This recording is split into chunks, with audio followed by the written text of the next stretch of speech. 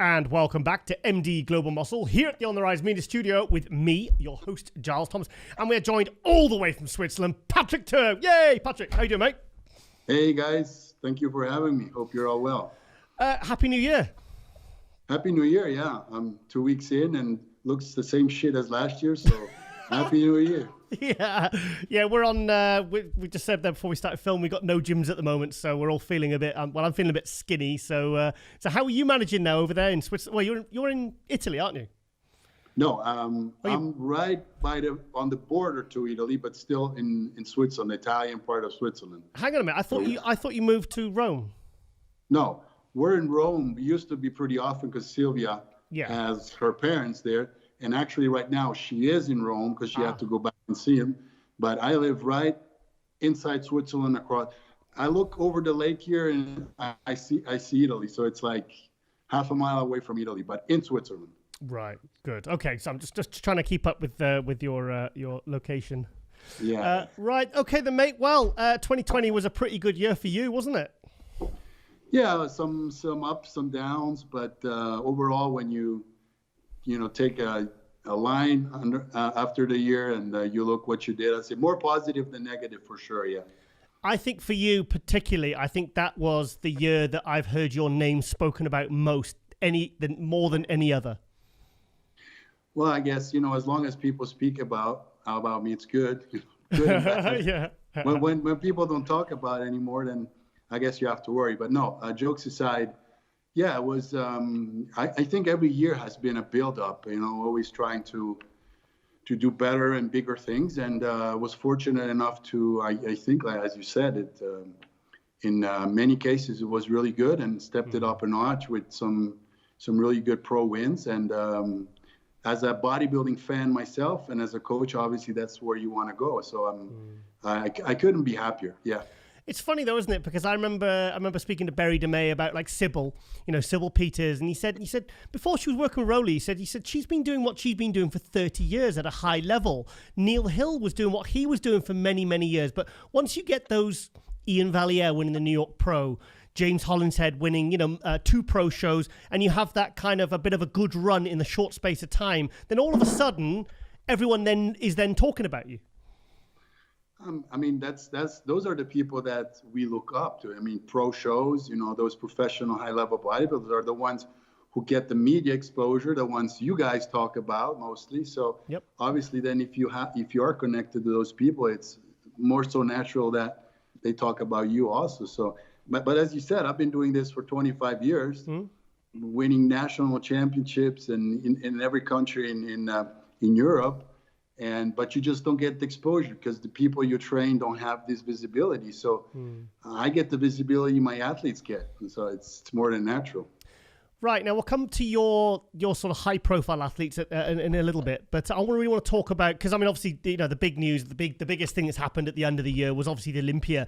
I really wanted to get you on because I want to get your take on it. Right. Let's throw some names. Let's just talk about Big Ramy. What did you see that one coming? No, I didn't see it coming, but simply because it's mathematical. He has been there, I think, 5 or 6 times before. Yeah. So always not really showing what we all expected. So you just go by deduction. You say, yeah, it's more probable that he's not going to do it than he is going to do it. But I was very pleasantly surprised, and I thought he brought an amazing package, clearly his best package ever. Yeah. And I still think he can look better than what he did. I still think that he can even be more dominant than what he has been. So, he's been, I've heard like 305, 306, well over 300 pounds. And we always said he just needs to come down a bit lighter to bring the waist in, to get the legs more separated. And he kind of managed to do all those things. I don't know how he managed to bring his waist in because his front shots were always weak for me. But then the front lat spread, the frontal bicep, they were some of his best shots at the Olympia for me. And it's like, he came down, by coming down to 289, like Ronnie did, like they said at the 2001 Arnold Classic, some people say that was Ronnie's best ever look. And Ronnie was like 247. He wasn't 280, 290, So what's your feelings? My feelings are exactly the same as yours. It really doesn't matter how much he weighs, as long as he can keep that muscularity. Yeah. His frame is so much bigger than everybody else. It's just a matter of, it's just not muscle, but it's frame. He's wider, and he has dominant body parts like his legs, his shoulders, shoulder width. So he doesn't need to fill those extremely, to his extreme possible. He doesn't have to do that, because he is so dominantly, his structure is so much bigger than anybody else. So he just needs to make sure his condition is on point, and he can get a decent fullness in. And he did exactly that. I mean, it was perfect game plan they had. Perfect. If he came to you and said, look, Patrick, how do I improve my physique to retain the title in 2021? What would you advise him? I would advise him to stay with Chad, because he did yeah. I mean, what? I'm not hypocritical. I couldn't do it any better. He is the best in the world, won the Olympia title, and I would say you would be out of your mind if you would try to go another route. You just have to stay with the coach that put you there, and Chad did that. And he knows his body. Every show they will do, he will get to know his body better, the way to bring him in. So it would be crazy on his part to ask me for help, because there's no way I could do any better for him. My advice as a friend, which I am with him, would be, don't change the game plan. Yeah. Don't change it. Just try to have maybe a safer off season in terms of, what he had to go through this year. A very consistent, good off season, not pushing the food too high, and just making sure he is healthy, recovering plenty from that, and then just make sure he puts everything that he did this year with the extra knowledge then gained and to the exact same protocol. So there's no reason to change where you're on top. Obviously, there's still little things I know they will improve on. I'm sure Chad has seen so many things that he has learned from, but there's not much they need to change. I don't see anybody really beating him if he can bring that type of condition, that stage presence, and on 2 days bring that package the way he did. There's no need to do anything else. Do you know Ramy's age? I'm not sure, but I think it's the late 30s. Right, because I know like 35. I remember hearing at the time, or thinking at the time, he was younger than I thought he was. So it's like, to be, Mr. Olympia in mid to late, sort of 35, 36, 37, that's a good kind of starting point to become Mr. Olympia, So how many do you think he can win? Well, that is impossible to say. But what I would say is it just depends how his body holds on to, everything they're doing, how healthy he can stay, how responsive his body can stay, and how hungry he can stay, because that's another thing. Once you win that title, obviously there are two things that can happen. One is you are very satisfied with yourself, and you believe that you forget all the hardship that you went through. Immediately you win, and you forget all those years where you did not do what you were supposed to. Or on the other hand, you get hungrier.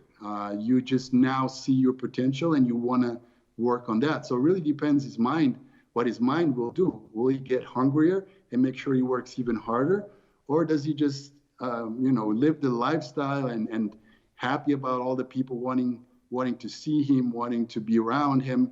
That sometimes can distract from the bodybuilding career. So I think more than physically, it's going to be interesting to see how mentally tough and hungry he can stay. It's funny because you both happened to Jay Cutler. Cause remember when Jay Cutler in 2007, and many arguably said that Victor Martinez should have won that, and he kind of come back and he didn't look as good, and then he lost the title in 2008, and then. Because he said when he was always his hungriest when he was chasing Ronnie, when he had that kind of benchmark to chase. And then when he lost the title, that's when he really came back in 2009 and just absolutely, just presented a package that we didn't even think was even possible. Yeah, I think what's going to be important for him is to surround himself with people who can criticize him. Yeah. Obviously, I am 100% sure Chad will do that. And stay objective and stay critic and look for the things they can improve more than the things they did. But it's important also as an athlete, as a professional athlete, to have not only friends in your corner, not only people who will say you're the best, you're the greatest, you look great, but people who really, put that little doubt in your mind and keep a critical eye and make sure he stays hungry, and then don't just feed him you're the best and you'll never be beaten again type of story. So it's going to be important to be surrounded by people who look at the long term and want to make sure he stays where he is, and then keep him grounded to some extent. Yeah. So what was your feelings on what Brandon Curry brought? I saw the live stream on a television. So yeah, me too. It's always very different to judge a show, seeing it on a screen than seeing it in real. You don't see the muscle pop. You don't see the little details, the way a body flows on stage. So judging from just what I saw on television, he was a more conditioned, little more streamlined look. But personally, and again, I'm just judging by TV, I liked the way he was looking last year better. Really? I'm not saying that was a better look. He was just looking more dominant in terms of muscularity. He was he was big. And this year, I was missing a little bit of that size, that dominant size, especially the legs from the front. Okay. I was expecting to see something more, and I didn't see an improvement in terms of muscle size. Yeah. Definitely improvement in condition. Yeah. His waistline was even smaller, so his shoulder to width ratio was perfect. But I didn't see that popping round muscle which I saw at the Arnold or the Olympia the year before. That's just what I personally, my opinion on. Still, he more than deserved that second place. Maybe him and Hadi could fight it out, but still amazing. And obviously last year they were criticized by the fact that he was supposed to be harder. Yes. And they did exactly that. They came in with a harder, a more conditioned package. The only thing is that they found a very much improved Ramy. Otherwise, he would be two-time Mr. Olympia. Wow. I mean, I think I was really, really impressed with what he brought, actually, because he was so criticized for his conditioning and everything. Even at the Arnold Classic, he still wasn't really like he was at this Olympia. We wanted to see that sharp separation in the legs and the glutes and the hams. And I feel like he really brought it this year. And his ribble bicep went from being like a weak pose for me to being quite a strong pose. Yeah, he was more conditioned. Yeah. We're really, really talking, finding things where they're hard to find. We're talking about one of the greatest bodybuilders on the planet. Yeah. So don't get me wrong. I'm just saying what really put him apart, in my eyes, as a bodybuilding fan, was this incredible roundness, pop that he was bringing to the stage. That's why he beat Bonac at the Arnold Classic. Yeah. It's because he was just so, it looked like they pumped him up with a, like an air balloon. And that was the kind of look I was expecting. So obviously, as you try to come in more conditioned, more separated, you're going to lose a little bit of that. So it's always trying to find a compromise between the two. But if you can bring that condition he had this year and be a little fuller around, especially in the legs, he probably could push Ramy a little harder. Yeah. So, many people have said since, I've been reading on social media, on forums, saying that, based on the night show, Hadi Choopan, many people felt that Hadi Choopan deserves second place. So beating Phil and beating Brandon. What's your feelings? Beating Brandon, I didn't see it, honestly. I can see him, especially at the finals, beating Phil. Phil, we all obviously saw he was not close to the old Phil that we were, or the Phil we were expecting. His midsection, unfortunately, he was not able to fix that problem, and he was not in that popping round plastic look that he usually has. So I can definitely see him beating Phil for that third place. Okay.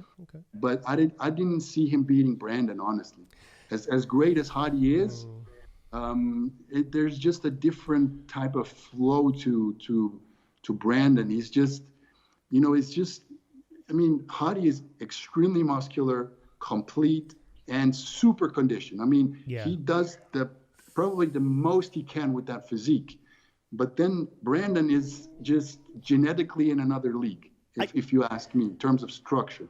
I don't know whether it's just my eyes, But for me, Hadi Choopan was not super sharp from the back like I've seen either at the 27th San Marino, which you were at, but we were both at, or the Vancouver. For me, he wasn't as crisp from the back than he was from the front or the side. And I think that's what dropped him to 4th place.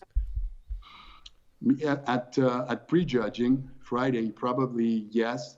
But I think that's simply because he was a little on the flat side.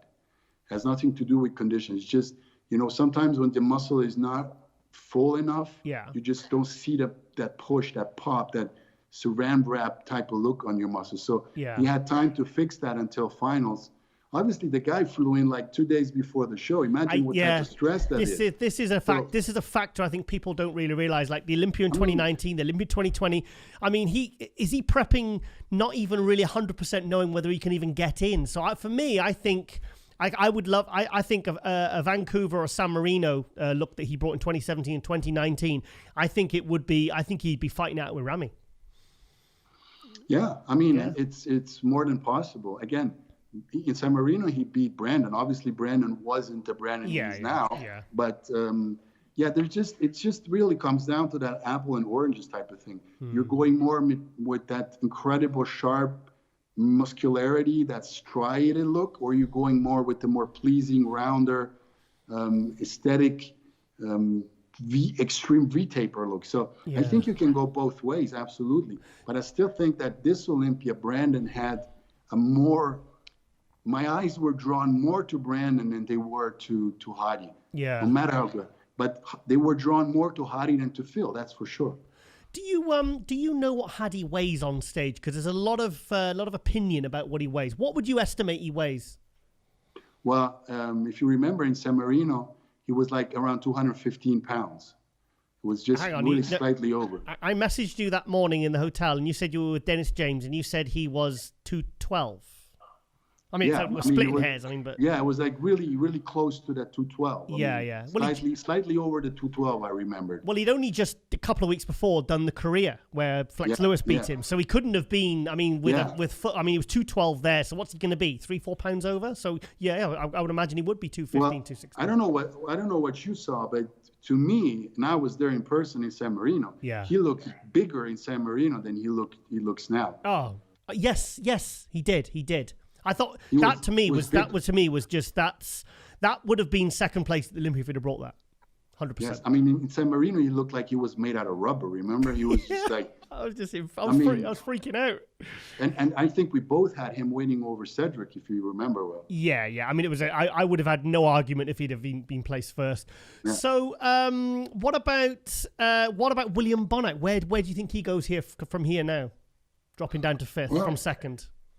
William, as long as he can, stay healthy and keep doing what he is, he's always going to be in that top 4 or 5. Yeah. He has just an amazing physique. Yeah. I think this year the only thing that he was missing was a little downsized in terms of just muscularity, fullness, size. If you look back at 216, for example, or 217, he was just out muscling everybody. I mean, inch per inch, there was nobody bigger on that stage. And this time the condition was really good.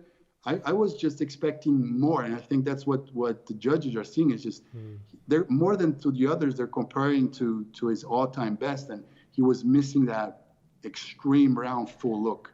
Personally, in 2017, I had him second over Ramy because Ramy was second to Phil that year, but I actually had William Bonac second, and I had him really pushing Phil that year as well.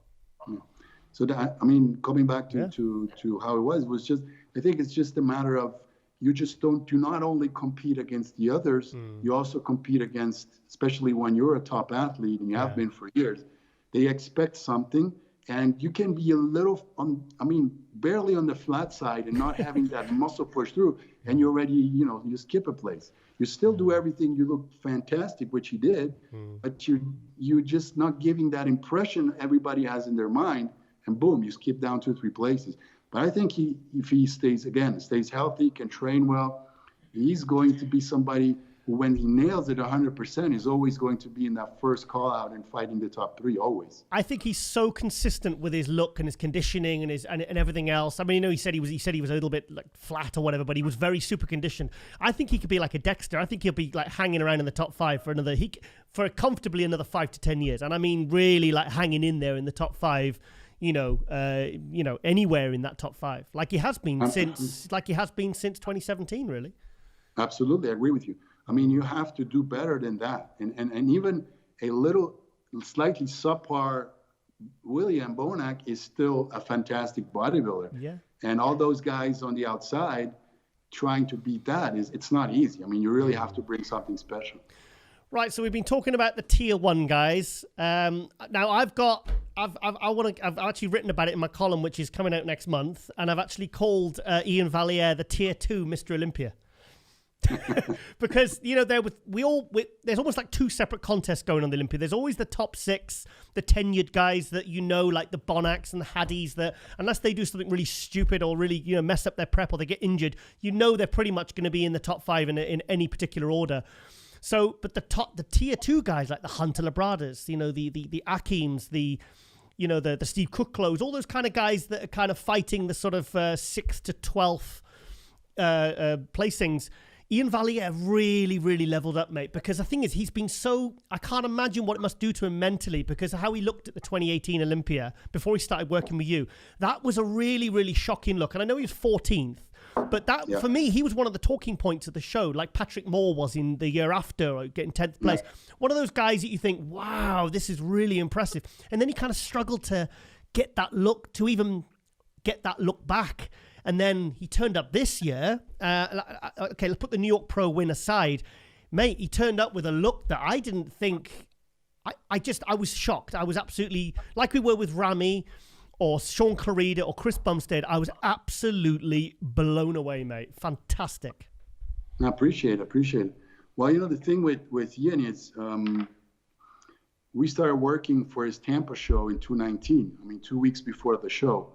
So there wasn't really much we could learn out from the prep, because you just kind of go with the flow, maybe change a few things and just make sure, you know, he just brings 100%, not going to risk anything on stage, and went well. He got that 3rd place and behind Dexter and Luke Sandow.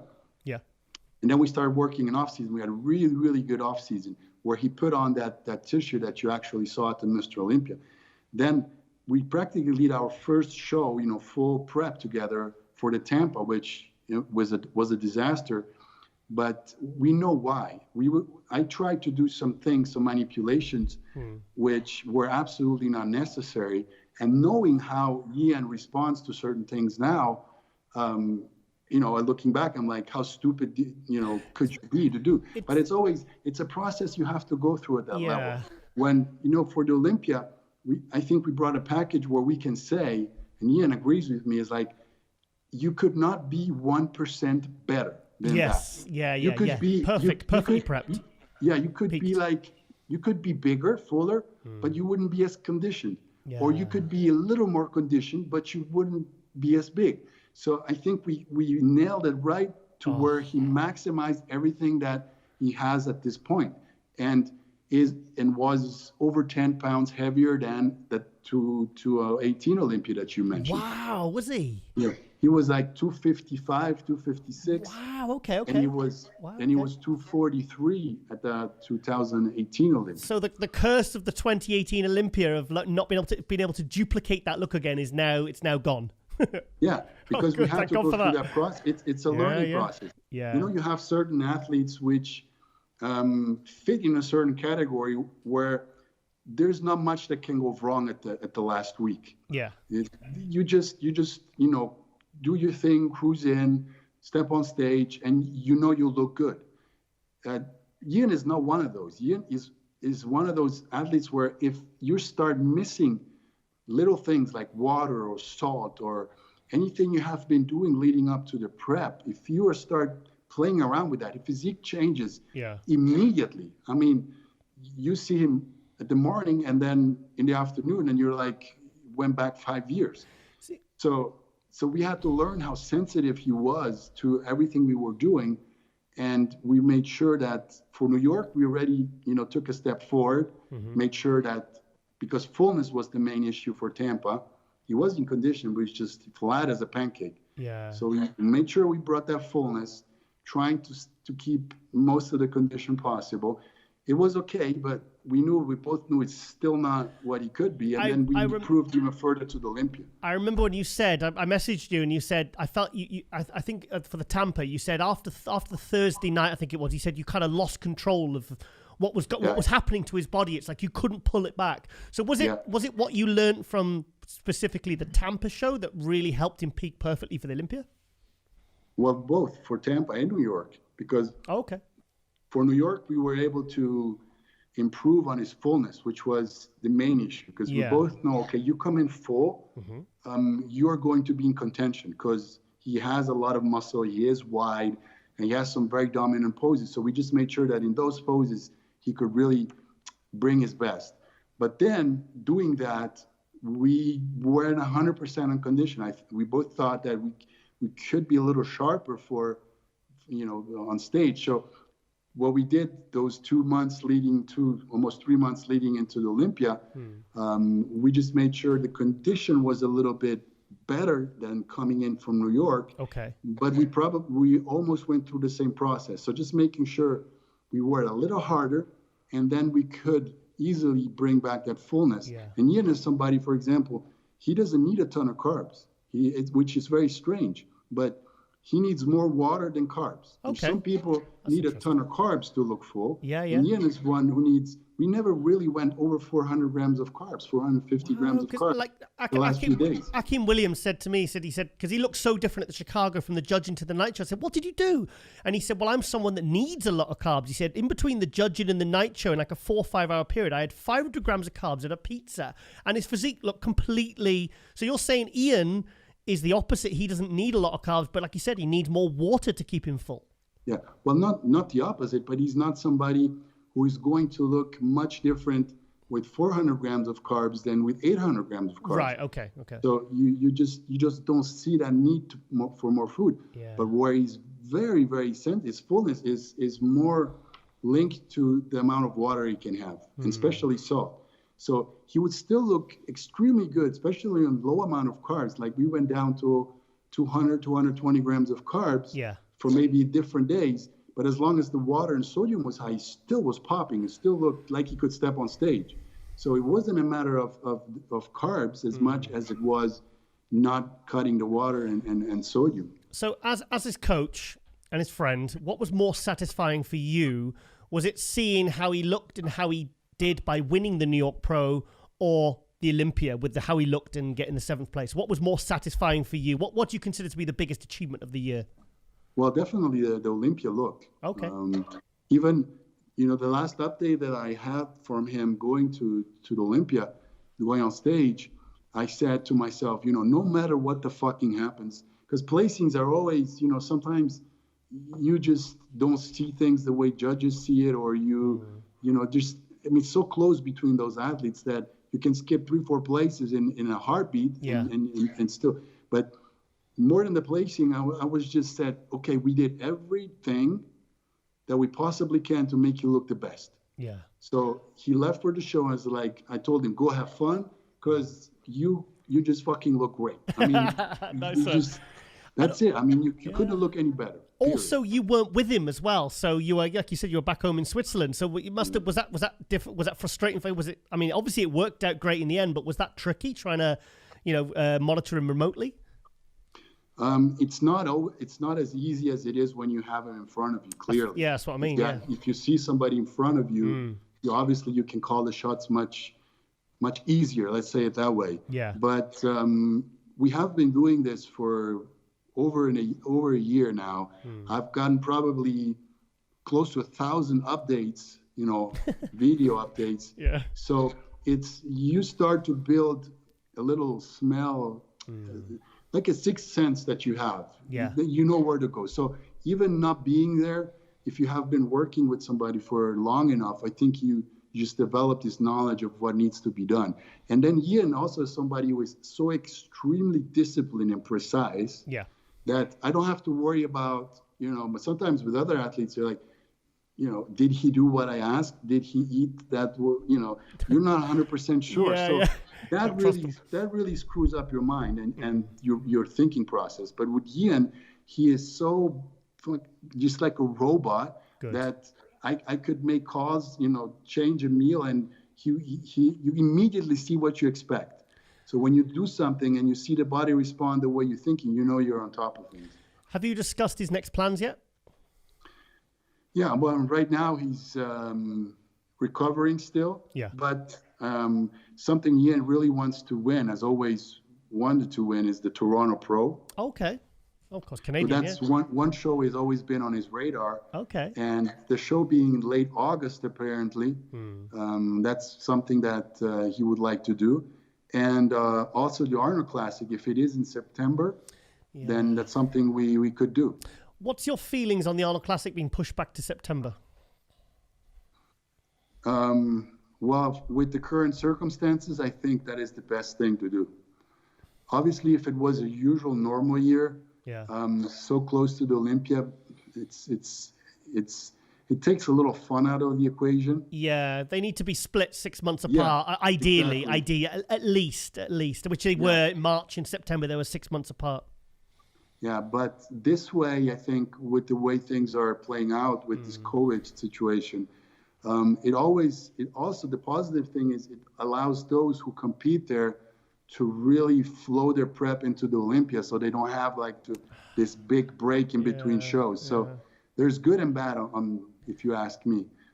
I think we've got to kind of take what we got to, because I think a lot of us, I remember back in March, it all kind of kicked off that week, the week of the Arnold Classic back in March, and back in the UK, we were like, oh, we're going to lock the lockdown for 3 weeks now. And nearly a year later, and it's like, we're still in this kind of things have developed, and it's still. So I think we've just got to kind of adapt and basically what the pro scene did in 2020, just move shows and move venues and do whatever you've got. I mean, the Olympia being moved from Vegas to Orlando. I think we just got to kind of take what we can get, because were you at any point, did you think the Olympia was going to be cancelled last year? Yeah. I was. Until probably late October, I was like, there's no way they're going to be able to do it. Yeah, it's amazing they pulled it off. I have friends in Vegas who were telling me, things were really getting bad there, shutting things down. Yeah. So it's like, how in the world are they going to help this? And then all of a sudden they move it to Florida, where seemingly everything was still allowed. So hats off to Dan Solomon, hats off to the Pro League. Amazing. They fucking pulled a trick out of their hat. This was amazing. And as a bodybuilding fan, I'm just so thankful for what they did. Absolutely. Also, big congratulations on what you did with James Hollinshead. I mean, leveling him up and getting him those. I know he works like he's like I imagine he's like an Ian. He does exactly what you tell him to do, and he's a hard worker, and he's a grafter, and he's hyper focused, and 2 pro wins. I was disappointed not to see him do the Olympia, but obviously had his reasons. But so what is he now? Is he going to shut it down until the 2021 Olympia, or are you going to pull him in any other shows? No, he has started off season now, and the main goal is just do this one show. Really? Do the Mr. Olympia, yeah. Nothing before. Nothing before. Just improve. Okay. We're working on some areas that we want to improve. We want to improve his back width. Mm-hmm. We want to improve the roundness on his shoulder, especially like his front relaxed pose is really not dominant enough, even though he carries a lot of size. And we just want to make him a better version of this 219 version, not a bigger version, but a better version, because with 265 pounds on stage, it's a lot of weight to carry, especially if you want to bring it in sharp, because the heavier you get, the more difficult it is to bring in those details. So not really making a bigger version, but a more complete, where his weak shots are less weak. So that's what he's working on. He needs time. That's not something you can do in a few weeks of time. That's something you need 5-6 months of off-season work. Yeah. Change up the trainings, change him up again, and then go through a little cut again, then bringing back up, and then pushing training again. So, your body has to go through a lot of things to acquire that muscle maturity and to really hold on to that new muscle. So we need that time. I'd like to see a little bit more kind of upper body detail when he does most muscular. You know, like kind of like what Ramy did. I'd love to see that coming back with some more lines going on, a bit more lower lats. But I mean, the improvements he's made. I mean, God, when I think back to 2014 when he won the super heavyweights, what was he, 24 years old, 25 years old, you know, and he's just been a continual progression. And I think he's one of those guys. I think he's like Branch Warren that you have to see in the flesh to fully appreciate. Because I saw on the live stream Alicante and I didn't even have him winning it.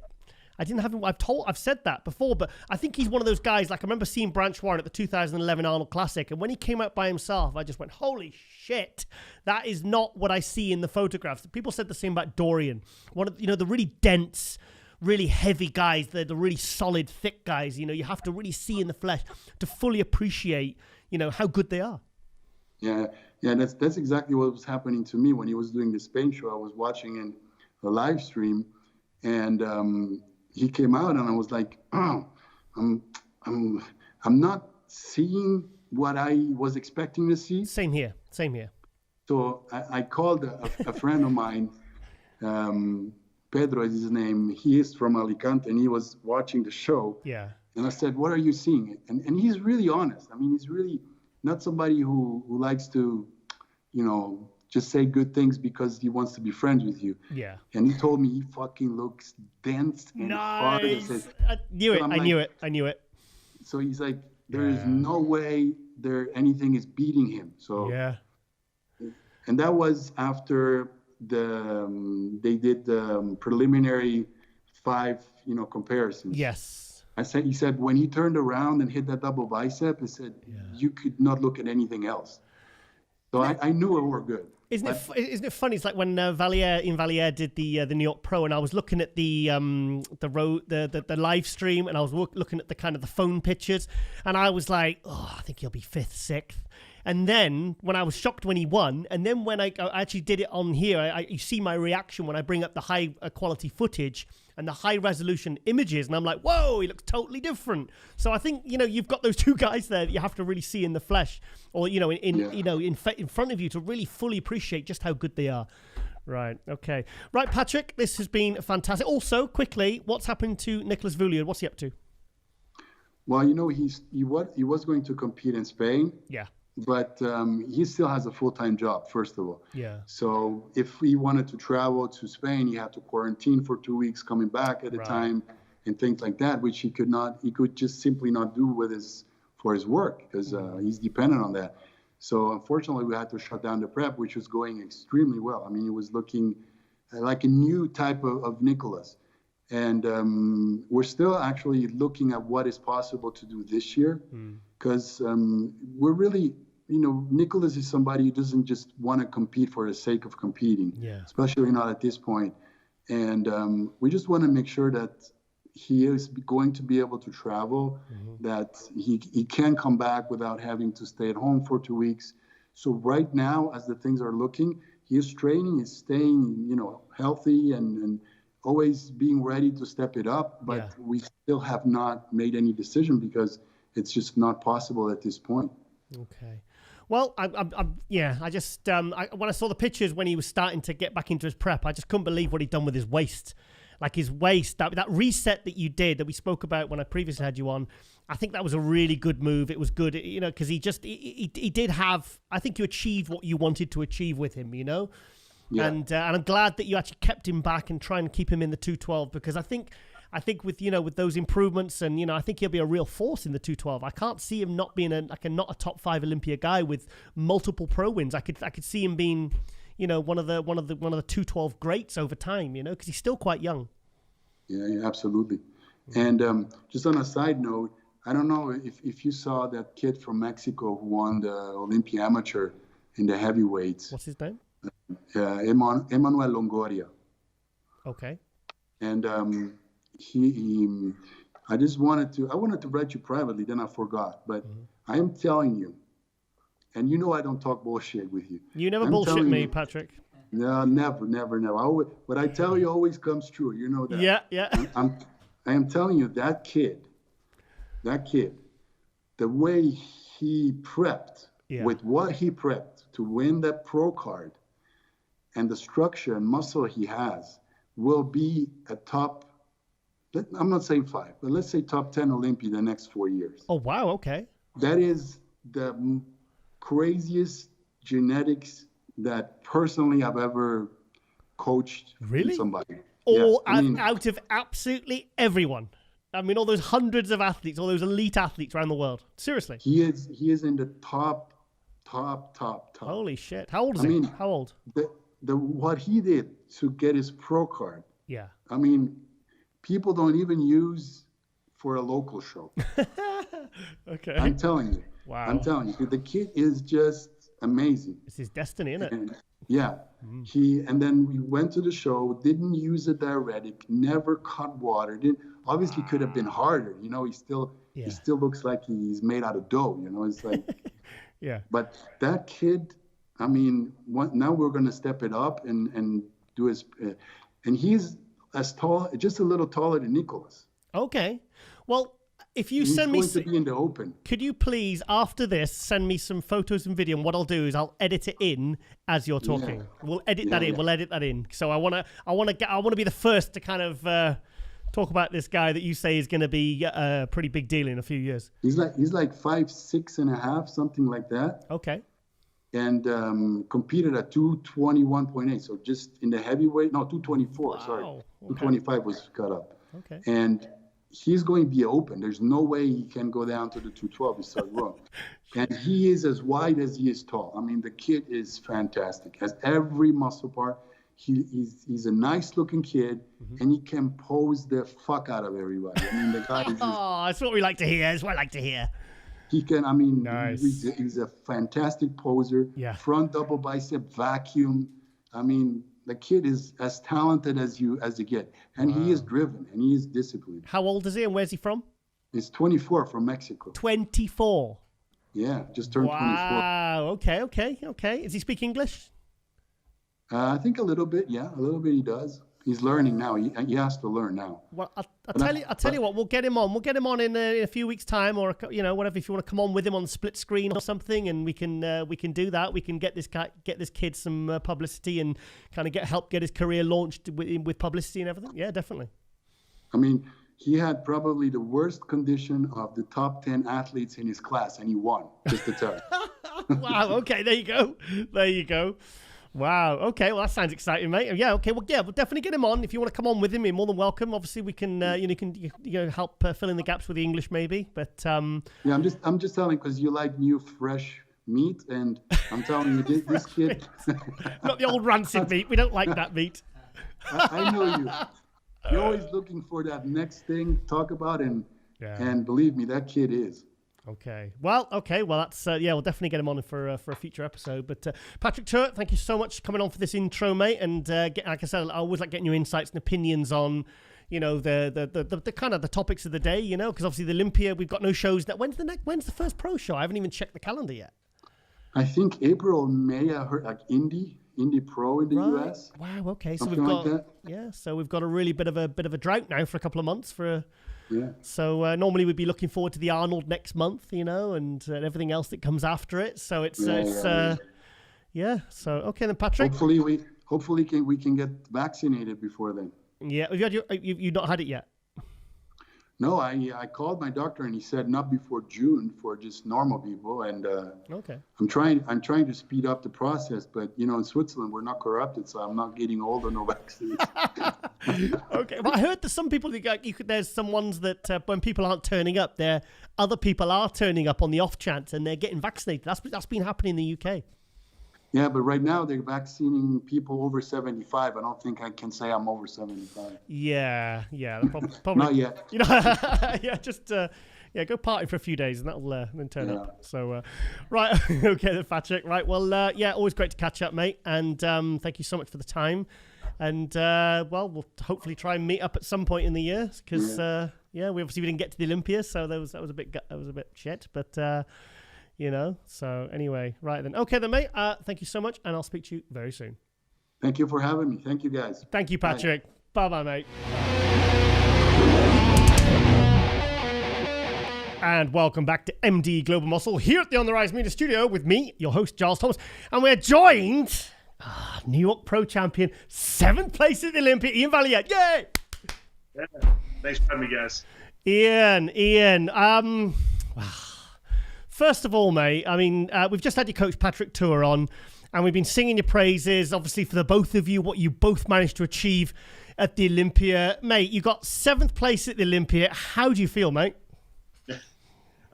Yeah, I mean, it's still obviously a pretty surreal feeling, I mean, coming from 14th the last time I was there in 2018 to move up by basically, I half that placing, so, just to have everything really line up, with a year that had been kind of full with a bunch of shit, to be honest, like yeah. With Tampa, and then New York was, surrounded in a lot of kind of debate, and then, to kind of silence all that and to come with my best at the Olympia and kind of put it all into play right there was, obviously a very special moment for both Patrick and myself, right? Yeah, I mean, we've spoke before about, it's almost like the curse of the 2018 Olympia. Yeah. Because you looked so good and it was such a talking point. I mean, forget about the placing. That was like, you've been chasing that look ever since. And it frustratingly kind of missing the mark in 2019, obviously. And then, the Tampa as well. And then you kind of got the New York Pro win, but you still had that kind of, for me, it was still there in the shadows, kind of taunting you a little bit. I think that's how I read it anyway. So Patrick said that you were actually 10 pounds heavier than you were at the 2018 Olympia, but obviously you took your whole conditioning and your whole entire look to a completely new level. Mm-hmm. Yeah, no, so I guess 2018 Olympia, I would have been like low, like 243, 244. I was like low to mid 250s for this Olympia, obviously with better conditioning. And I mean, even comparing just to 2019 Tampa, I mean, when me and him did Tampa, I was 242 pounds. So just within that 1 year there, we were, comparable conditioning. I think Tampa Pro 2019 was one of my better packages in terms of conditioning. I think we even improved on the conditioning. We were still 10, 11 pounds heavier. So, so within the year. So, I mean, we definitely did a lot of good work within the year that I'm very, very proud of. So, yeah, I mean, it was, to have it all come together and, to get the fullness right, the conditioning right and everything at that for that show was obviously a great feeling, right? I mean, I asked Patrick this same question, but do you think the what happened at Tampa this year, 2020, last year, do you think that really helped figure out the formula for the Olympia? Yeah, I think they were all kind of stepping stones one to the next. I think, Tampa, we really missed the mark. I mean, I think that one we missed the mark by so much that we really learned what not to do more than what to do. And then I think we took a lot of that knowledge into New York, where we got it better, but still not perfect. I think we're like, if we're going from a scale of 1 to 10, I think New York, we were like a 6. Or sorry, Tampa, we were like a 6, and then we got to like a 7.5 or an 8 for York, and then we're like, okay, now we know exactly what to do, or we think at least exactly what to do. And then we implemented what we learned from those two shows to try and get, my version of a 10 for the Olympia, which I think we achieved basically as close to, perfection for what my physique is capable of at this given moment, Yeah, I mean, Patrick said, he said, he said, you don't take a lot of carbs to fill out. He said, the one thing is, he says, not to cut is water. That's the thing we've learned. Keep the water in, so what did you do differently for Tampa that you did that you learned for the Olympia? Mm-hmm. What was it? Yeah, so like I said, it was each one was kind of like a staged one to the next. So we did a little bit different every single time. So where Tampa, we started to reduce the water a bit on the Friday. And then we also utilized a little bit of diuretic the Friday night. Yeah. So that combination of lowering the water plus then the bit of diuretic, it was just a complete uphill battle at that point. So when he's saying cut the water, or like don't lower the water, we did that as well as we also flushed water out. So, like he said, the carbs isn't really the factor. I mean, because for Tampa, we must have eaten, 900 grams of carbs each day for 2 or 3 days. So, I mean, the carbs were there. But once the water goes, it really makes it hard. So then what we did for New York was we said, okay, let's just do nothing. Let's just keep the water in, no diuretics, nothing. So for New York, I did literally nothing. Oh, wow. Just came in as you are, cruised in. I just drank complete normal water right through the day of the show, 9-10 liters of water, whatever. I took 0 diuretics. I did nothing of the sort. So we kind of went like one end of the spectrum all the way to the other to kind of find the middle ground, So New York, we did it that way. And then for the Olympia, we're like, okay, well, keeping the water in is definitely a factor. And also, I think we kind of found as well with the food, like Patrick says, is it's really getting a good solid base of food built. And it didn't necessarily take a lot of food, but I flattened out a ton overnight. So we want to make sure that we really had that good base of fullness built in. So instead of doing like a typical, Thursday, Friday to carve up for a Saturday show, we started introducing carbs on like Monday or Tuesday, but we introduced them at like a very low level. Okay. So at what point did you feel like, because sometimes like I've done competed and I've woke up in the morning and you're like, yes, I've timed it right with the water and the diuretics and the carbs. And other times it's when you okay? Sorry, you're cutting out here. Oh, sorry. Okay. And other times it's like when you're backstage. So what point was it for you when you thought, oh yeah, this is my best ever? I think I knew the whole week kind of leading into the show that I was at my best. I think, where I was from a body fat muscularity standpoint, I knew that I was definitely at my best. I think when it really, really, really dawned on me was probably the Friday morning. When I woke up that morning, on the Friday morning, the day of the show, like I had my tan on, I took pictures in that Mickey Mouse bedroom that I posted so many pictures of, and I saw it there, and like my conditioning was like, it had improved significantly since the Thursday night, oversleeping that night. And, I woke up that morning and like, it was first thing in the morning and I was a lot drier and I wasn't flat, which was the biggest thing. It's like, I woke up in the morning and even in the morning I was full. So that was a big thing for me. So I think once I woke up that Friday morning, I think I'd really nailed it at that point. So going back to Tampa, because Patrick said he kind of lost control and your body weight was just kind of crashing after the Thursday night. So for the Olympia, was your as you were filling out, was your body weight kind of going up or was it just holding steady? It did go up. It kind of, so throughout the week, it kind of maintained until I got enough glycogen built up and then it maybe went up a pound or two. Yeah. I was basically the same weight really majority of the week. There might have been a day like midweek or something where I was a little heavier, but for the most part, it maintained pretty well. I was in the, 253 to 255 range basically all week. I think at the beginning of the week, I might've been a little heavier after flying and stuff. I think it was like 258, but once that settled down and, any residual water came off from flying the week before, we kind of sat down to that and then we really stayed there until the day of the show and it never really dropped below that. Good. I kind of get the impression that you were hell bent on improving that readable bicep because you posted a lot of videos and a lot of photos where you were like, I really want to get this pose absolutely nailed now. So at what point did you think, was it when you got that pose, when everything was popping in that pose, was that when you felt like you'd really nailed it? It was, there was a bunch of, I think when I first landed this is for the Olympia, right? Yes. Sorry, it keeps cutting out, so I like hear half your question. Okay, sorry. We'll get through it. Yeah. So, I think when I first landed there, like before I left, I looked really, really good. And then, obviously you fly, and you hold a little bit of water. And then when I landed, I didn't look quite as good. And I was like, oh, I've lost it all. Like you have that fear that like it was too good to be true. And, like, oh, no. It just took that one little thing and you flew and you fucked that all up and you're not going to get the look back. When I first landed, I had that like in my mind, but then after one night's sleep, it was completely back there. And then as the week went on, I just, in the pictures, I just was progressing at such a perfect rate. Like it was like, not like one day I would look, a little worse than the next, and the next day I'd look a little better. And it was like, it was no flip flopping. It was like every day I was just like a little better, a little better, a little better, a little better. So every day I just got like a little better and a little better from what we were doing. So we're like, okay, let's just stay the course of exactly what we're doing. And especially from the back shots, I could really see that things were coming in. My glutes were definitely in the best, sharpest they've been. And even from my back shots, which are historically a very weak shot for me, I had a lot of good thickness and a lot of good detail, which was something I was, very happy to see. So, it really just, came together all right at the right time. Also, another thing I've noticed straight when I saw the first picture of you on stage or when I saw the live stream, you, for me, that's the best tan you've ever had as well, because I think you've always struggled with your coloring. Like Dennis Wolf up till about 2012, I remember it was the Prague show, and he finally nailed it, and he finally got the formula right. So what did you do differently for that then? Yeah, so the one thing was obviously I'm very white. Like I'm like James Hall's head white, you know? Yeah. Like blue.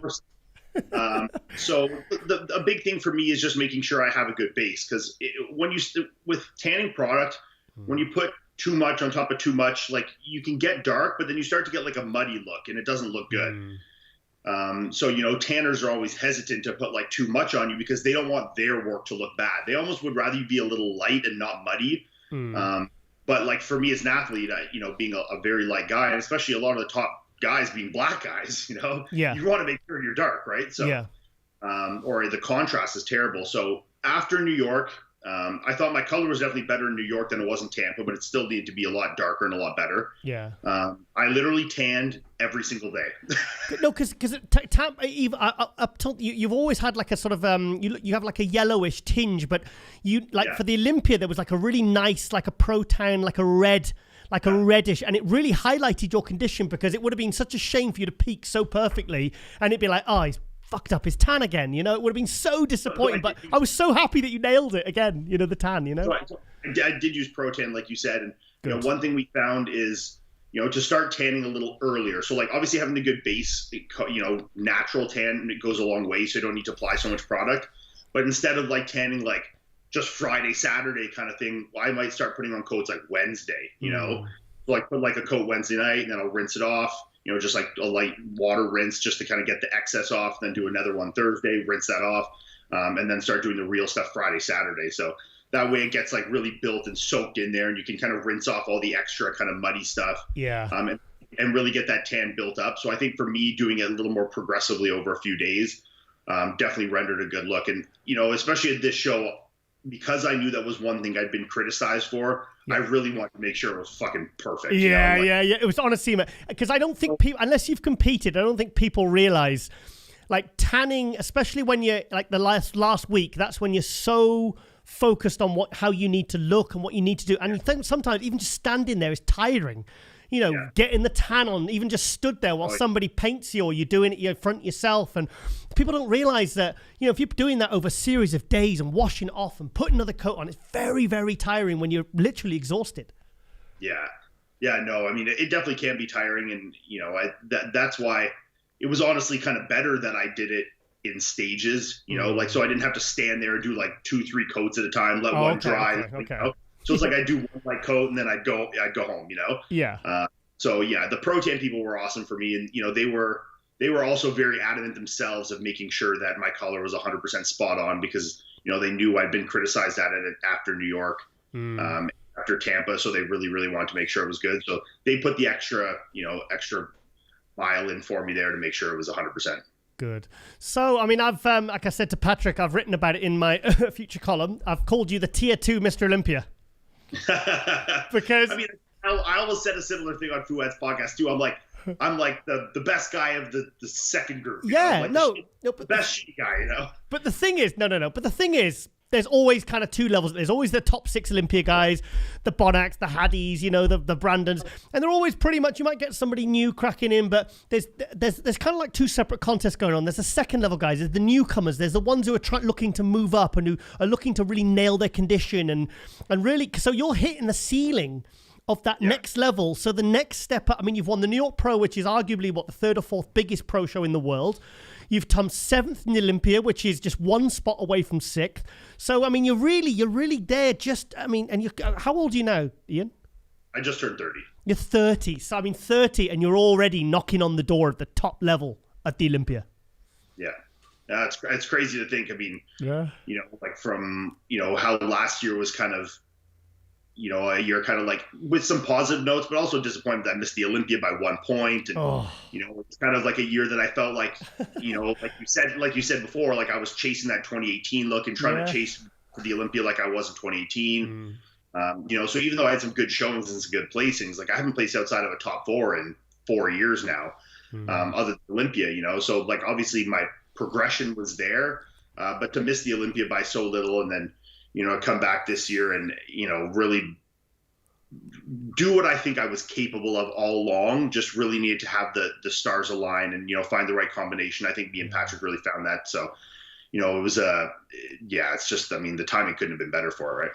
And also beating like the Hunter Labradas, the Justin Rodriguez's. I mean, these guys are really, I mean, obviously Hunter had an amazing debut year winning the Tampa. A lot of people were talking about him making top 6, and he was only a few spots away. Justin Rodriguez, who made absolute strides last year.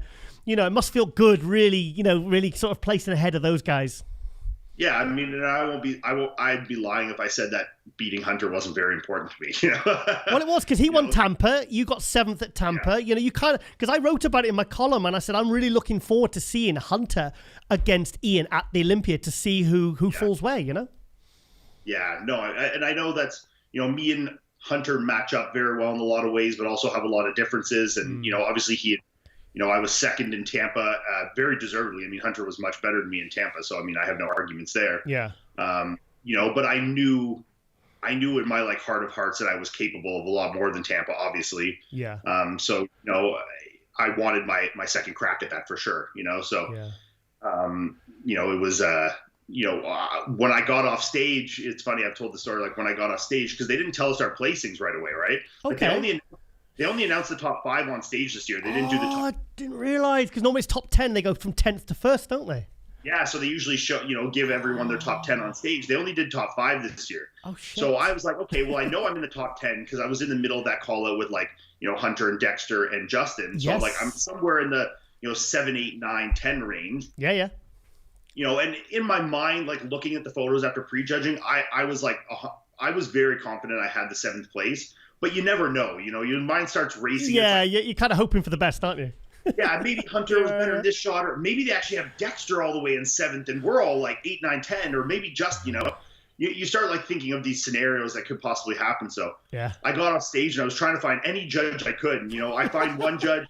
But the funny thing is with the judges, they really only knew where they had scored you. You know, They don't see the entire picture necessarily unless they're like one of the head judges, right? So yeah, you know, I was like, do you know where I placed? Like, I want to, and they're like, oh, it'll be up online later. Like, I know where I placed you. I had you in, 7th or whatever, blah, blah, blah. Yeah. You know, but they didn't know the whole picture. They just know where they specifically had scored you. So then I was like, oh, fuck, you know, like, and I knew I wasn't going to be able to go out and enjoy that evening with my family unless I. No. So when did you realize though? When did you find out? Well, this is the thing. So it was bothering me so much. And like, I went back and, found my family, we all said the, hugs and, congratulations and all that kind of stuff. And everyone was asking me where I placed. And I was like, I don't know yet, So then my buddy Julian, who's my training partner, he was like, well, let's go back there and find fucking Steve or Tyler or one of these guys. And let's just ask them. I'm like, they're all in the press pit because Ramy had just won. It's a big hoo-ha back there, So he's like, fuck it, man. Let's just go. So we walk back to the backstage and I see Steve and Tyler, like they were having a conversation with, these guys. And then I saw them like turn away for a minute. So I'm like, this is my opportunity. So I walk in there and I'm just like to Tyler. I go to Tyler, I'm like, hey, man, I don't know if this is like against the rules or if I got to wait for this to come out later. I'm like, I just need to know where I placed here, like I'm not going to be able to sleep at night unless I know right now, and obviously a lot of that was, I want to know if I beat Hunter too, Of course, no, it's a big deal. It's a big deal. It's a big thing. Storyline. Yeah, of course it was. So Tyler was like, oh, we had you tied after prejudging and I don't know where you I didn't see where the total scores were at night. And then Steve Weinberger piped up and he was like, you were a definitive 7th at night. So you were 7th. I was like, oh, and that was like the biggest weight off my shoulders. Oh. That moment there was like my Olympia win, that was just like, oh, felt so good to like, all that was just done, like I got everything I wanted out of that Olympia and more. And just to have it kind of like all settled right there, I was like, oh, such a relief, Yeah. And also you kind of, I mean, I know he was on it. It was his last year, but I mean, even to beat like someone like Dexter Jackson, who only a year before, 2019, you'd placed 3rd to at the Tampa, surely that felt good as well. Yeah, for sure. I mean, like you said, I mean, obviously he wasn't, 2008 Dexter or anything, but I mean, he was still, he's still Dexter Jackson. He's still one of the greatest all time. And, to at least have one on him before he retired obviously felt good to, say to my kids in 20 years, like, I beat Dexter once. I beat him, Mr. Olympia. Yeah. What he looked like or how old he was is irrelevant. Yeah. Yeah, I mean, for sure, it was, it's a cool thing to have, on the resume. And, I was really happy I beat a lot of good guys at the show. So, and a couple guys like Hunter and Dexter that I hadn't beat before. So, to kind of feel, like there's one thing to place well in a show when I potentially was beating guys that I'd already beaten. Like, if I showed up in the show and Hunter and Dexter weren't there, let's say, and I beat, Justin, and I beat, Antoine and beat all these guys. Well, I've already beat all these guys, so like to me, it wouldn't like a significant stepping stone. It's like, yeah, my physique is clearly improved, but, to see it like in the lineup compared against guys that have beaten me before and to then come and beat them. Yeah. That was something that really kind of like, signified that move up for me, I mean, to nail your condition, your fullness, your tan, your everything, every single element, and to take some new scalps at the Olympia. I mean, that's a drop the bike moment for 2020. Yeah, that was definitely an awesome moment. I mean, the pressure's higher now going into 2020. Oh shit! Top 6 now, mate. Top 6. But that's good. I look forward to it, and I have some plans for the next year, and I'm excited to get this year started. So good. Well, Patrick said you're interested in winning the Toronto. Yeah, so that's always been a big goal of mine. I mean, it's something that has like kind of like a nostalgia and kind of like a sentimental factor. Obviously, being a Canadian. It's like my New York Pro for like these guys like Juan of course. No, I understand that. I understand or that. Victor or John, these kind of guys, like it's like they're New York. So there is some kind of, like pride in winning that show as a Canadian. Yeah. And also it was like, that was also the first pro show I ever attended, because when I was an amateur, that's a pro-am. So they have an amateur show there as well. Okay. Yeah. So I did at the amateur show in like 2011 when I was like a kid, and that was the first time I ever saw a pro bodybuilding show or saw pro bodybuilders in person. And that was also, the first time I cracked the top 5 in my rookie year was at the Toronto Pro. So, I did the show in 2019. I was second to John, was definitely not one of my better showings. So, this is the year that I think I'm finally ready to, obviously it depends who shows up at the show, but I think no matter who shows up at this point, I think I can give anybody a run for their money. So, that's a show that I really, really want to get, under my belt for sure. It's another tick off the list, isn't it? It's another tick off the, the career list. Like New York is obviously cool and you get the ring and there's some cool things, but, being the Canadian bodybuilder and being right now the best Canadian bodybuilder, obviously I want to win all the Canadian bodybuilding shows. So, Toronto and Vancouver and these kind of things, I want to have titles under my belt. Just, I think the best Canadian needs to win the best Canadian shows, right? So, that's something that definitely means a lot to me. So Toronto will be, probably first on the docket this year, I think. Yeah. Good. Well, it's like the British Grand Prix. I mean, that was mostly taken up by British. I mean, obviously with the travel restrictions, but I mean, there's a real sense of pride in being the best in the UK. So being the best at the Vancouver and the Toronto, I can understand is a huge deal for you, especially after you've won a big show like the New York Pro. Yeah, exactly. It's just like, I think after the Olympia and after the season, I did definitely solidify my place as the top Canadian, but to do it on Canadian soil as well, and just to go in there and win a Canadian show as the premier Canadian bodybuilder, I think that's just like, I just got to put my like stamp on it, so that's like the final one for me.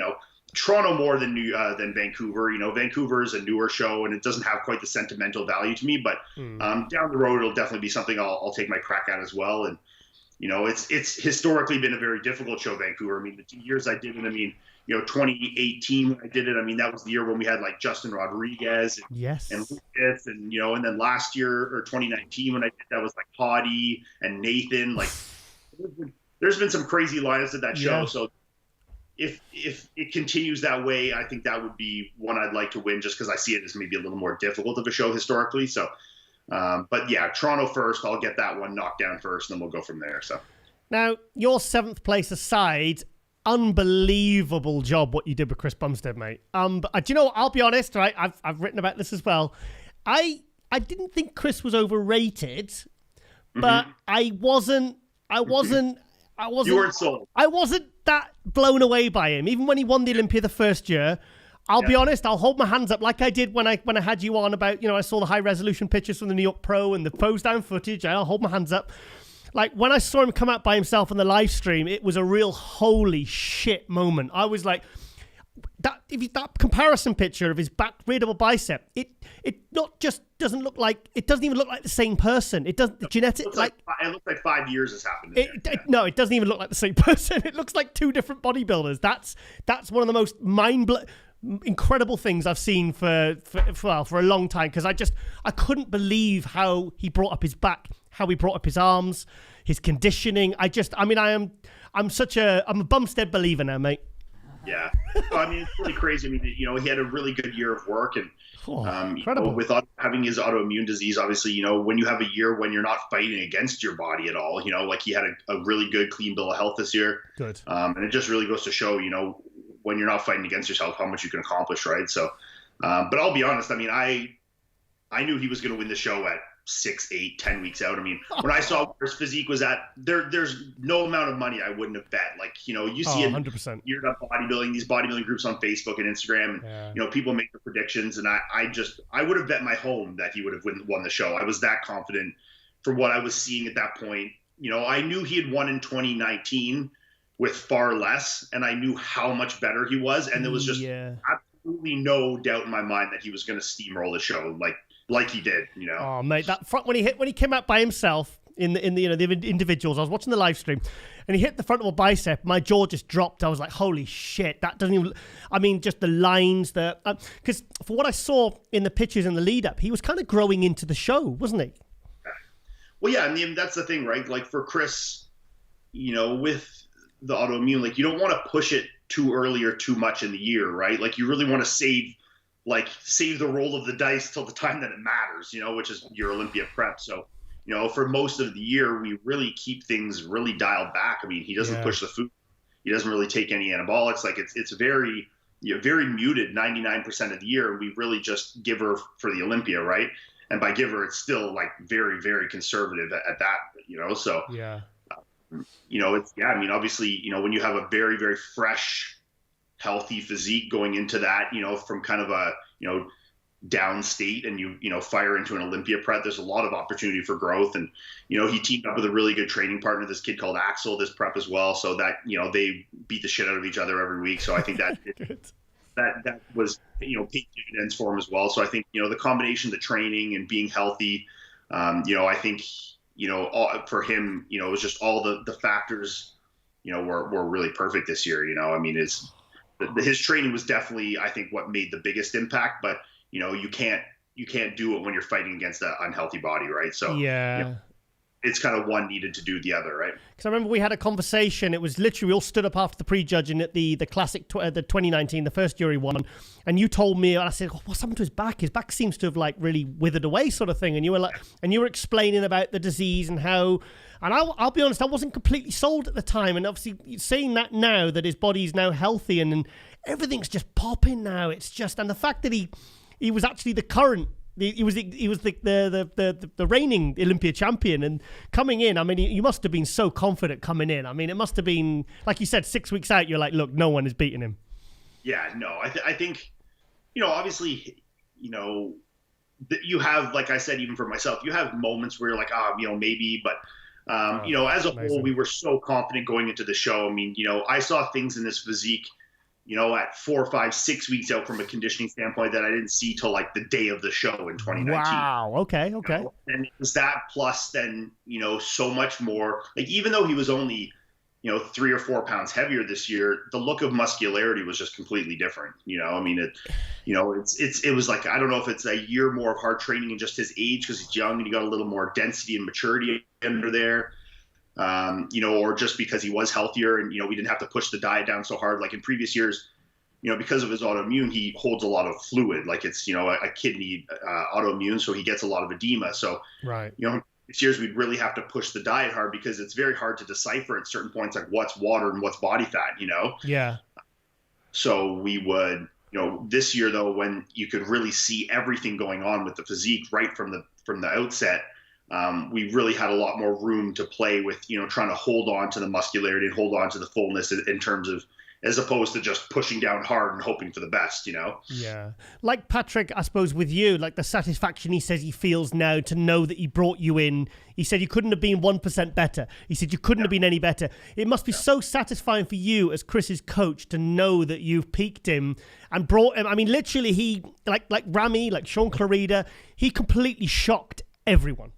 Yeah, no, obviously there's definitely a sense of accomplishment in it for sure. The biggest thing is obviously for me is just, you know, me and Chris are family, right? Like, I mean, he's my brother-in-law, and for me, to see him, you know, and I know after last year it was like a very divided crowd, you know, like he did win, but a lot of people still thought Brayon should have won because he was so much more dominant in the back shots. And, you know, it was a very kind of split decision on that. And, you know, they did split points. So, you know, it just felt really good for me to see him like really just put that all behind him, you know, and in his own mind, I mean, not like in the crowd or the, you know, naysayers or anything, you know, any doubt that he had in his own mind, to see that kind of put to bed was just felt very rewarding for me, you know, just that he deserved to be a champion last year, you know, and that he is the greatest in this division. And I think he will be as long as he chooses to be, you know, just to see that, you know, that doubt disappear from his mind after this year was, I think, probably the most rewarding feeling. Yeah. So after he came off stage, after you'd found out you definitely got 7th, I mean, you must have, I mean, Saturday night, you know, you three must have been feeling pretty good. Yeah, it was awesome for sure. I mean, then we went, me, Chris, and Courtney and Melissa went and spent a week in Mexico after that and enjoyed it. Oh, nice. Had a little vacation. So, you know, it was much deserved at that point, I think. So it was good. You know, we all got to just relax and enjoy that moment together, and, you know, kind of that whole prep that we had kind of worked together, the four of us. So, you know, it was definitely a special week and a special moment. And, you know, next we just got to get Melissa back up there to, you know, get back up that Olympia stage show. Come on, Melissa. I know you're listening. I know you're watching. I know you're in the background there somewhere. Yeah, she'll be back up there this year, 100%. So oh, really? We'll get her back up there. Oh, yeah, for sure. She'll be back, you know, probably sometime like July, August. She'll be on stage. So, fantastic. You know, and she's definitely improved a lot too. So I'm excited to see her get back up there. And, you know, it'd be nice to have a 2018 repeat where all three of us are at the Olympia, but all three of us in, you know, the top 10 or higher, instead of, you know, when we did it in 2018, I think Melissa was 12th, I was 14th, and Chris was 2nd. Yeah. You know, now we'll have Chris win, I'll get in the top 7 again, and Melissa will be up in the top 10 too. So now you'll be in top 6. That's a step up, because I mean, it's all about the progression, but I mean, what a progression you've made this year. I mean, it's just, like I said, I bet 2019 was a bit of a frustrating year for you, and then, you know, and then 2020 it got to Tampa, and you lost control of your condition, and you were flattening out, and then you kind of pulled it back for New York. Then you went to the Olympia, and every single element was absolutely to a T. I mean, it must have been a nice feeling at the end of the year for you, you know? Yeah, it was good. And I think, you know, that's kind of how you hit the nail on the head there. Like, I think because of the journey, it made it that much more rewarding, you know? Yeah. Like, if I showed up at Tampa and like I was 100% and I blew the doors off Hunter, and then I show up at the Olympia and I came 7th, it wouldn't have been the same storyline, you know? Yeah. It was kind of like, you know, I had that hard 2019 where I missed it by 1 point. Yeah. You know, and then, you know, it was like training in home gyms and all this nonsense for this year. And then, you know, kind of had that, you know, very underwhelming, you know, start to the season with Tampa, and then won New York, but it was, you know, a lot of controversy around that. And, you know, there was a lot of debate and stuff like that, which, you know, I understand that happens, you know, and then to just, you know, have it all progress right into the show, like the biggest show, you know, like just was, you know, really cool. So, you know, it's, you know, I know that, you know, I'm not expecting that I'll show up at the Olympia and come 7th again next year. I know that the, you know, lineups change and things like this, but, you know, I think the thing that matters to me the most was that the physique we brought was something that I was very, very proud of, you know, and I think whether I'd been 7th or 10th or 11th or whatever, you know, I knew in my heart that was, like Patrick said, that I couldn't have been any better than that, you know, like. Yeah, you've said this before, and I picked up on this, that you're more concerned about how you look than rather where you place. I think you get more satisfaction from knowing that you nailed it. Like, if you'd have looked like how you looked at Tampa but won it, I don't think you'd have been as satisfied, because you said before when I spoke to you before, you said you definitely care more about how you look. And, you know, the fact that you did your job and you did everything kind of fell into place. I think that's what I pick up from you. Because placing's so subjective, and it's also like it depends there, right? Where the look is completely the controllable thing in my way of gauging progression.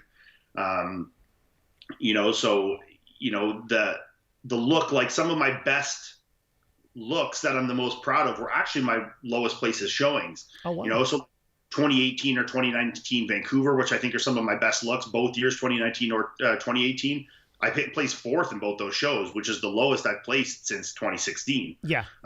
You know, so even though my placings were lowest, I left those stages feeling 100% fulfilled, and I knew the lineups, when you have Nathan and Hottie and these guys in the show, I don't feel bad losing to Nathan or Hottie, especially when I knew I brought my 100%. So, but then in juxtaposition to that, like the new Toronto Pro 2019 or Tampa Pro, I actually placed second in both those shows, but those were two of my worst showings. So okay, yeah, well, I suppose because some people will gauge you or measure you by where you place in what show and stuff like that. But you're quite different with your approach.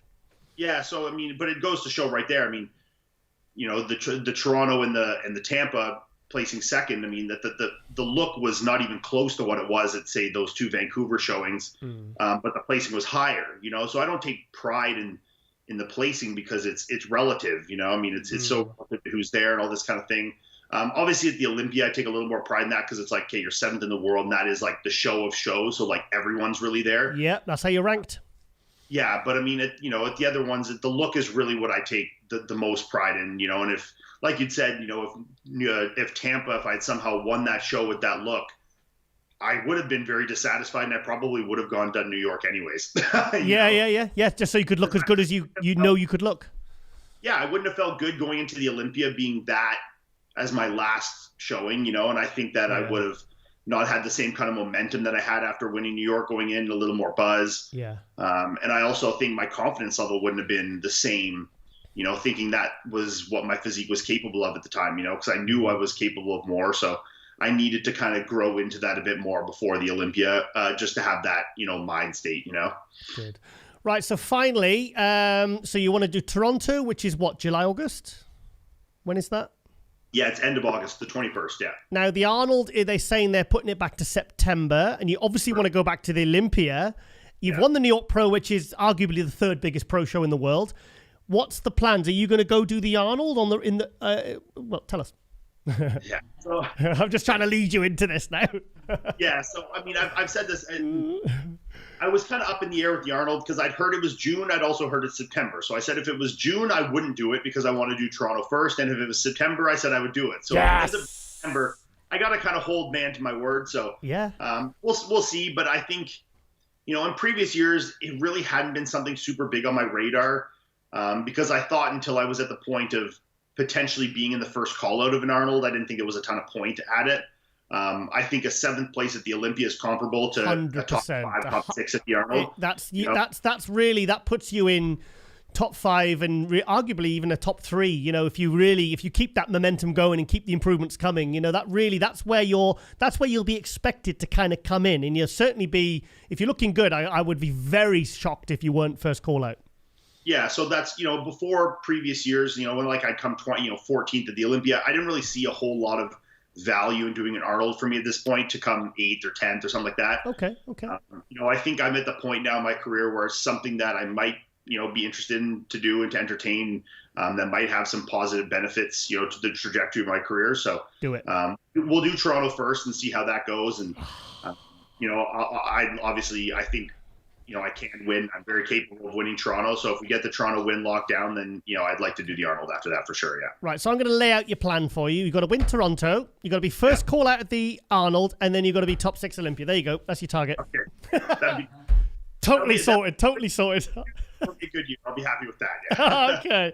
All right then, Ian. This has been absolutely fantastic, mate. Like I said, I was just buzzing for you and Patrick because it was such a nice, it was amazing to see you just like halve your placing, go from 14th to 7th, taking out, like I said, I was really excited to see how you and Hunter would stand next to each other. You beat Dexter, you beat Justin Rodriguez. It was a real, and you just looked absolutely amazing, mate. You've really leveled up now. So it's like I said, you're smashing through to that ceiling of the next level now. So it's a lot more eyes are on you now than they were in the last couple of years. And that's only a good thing.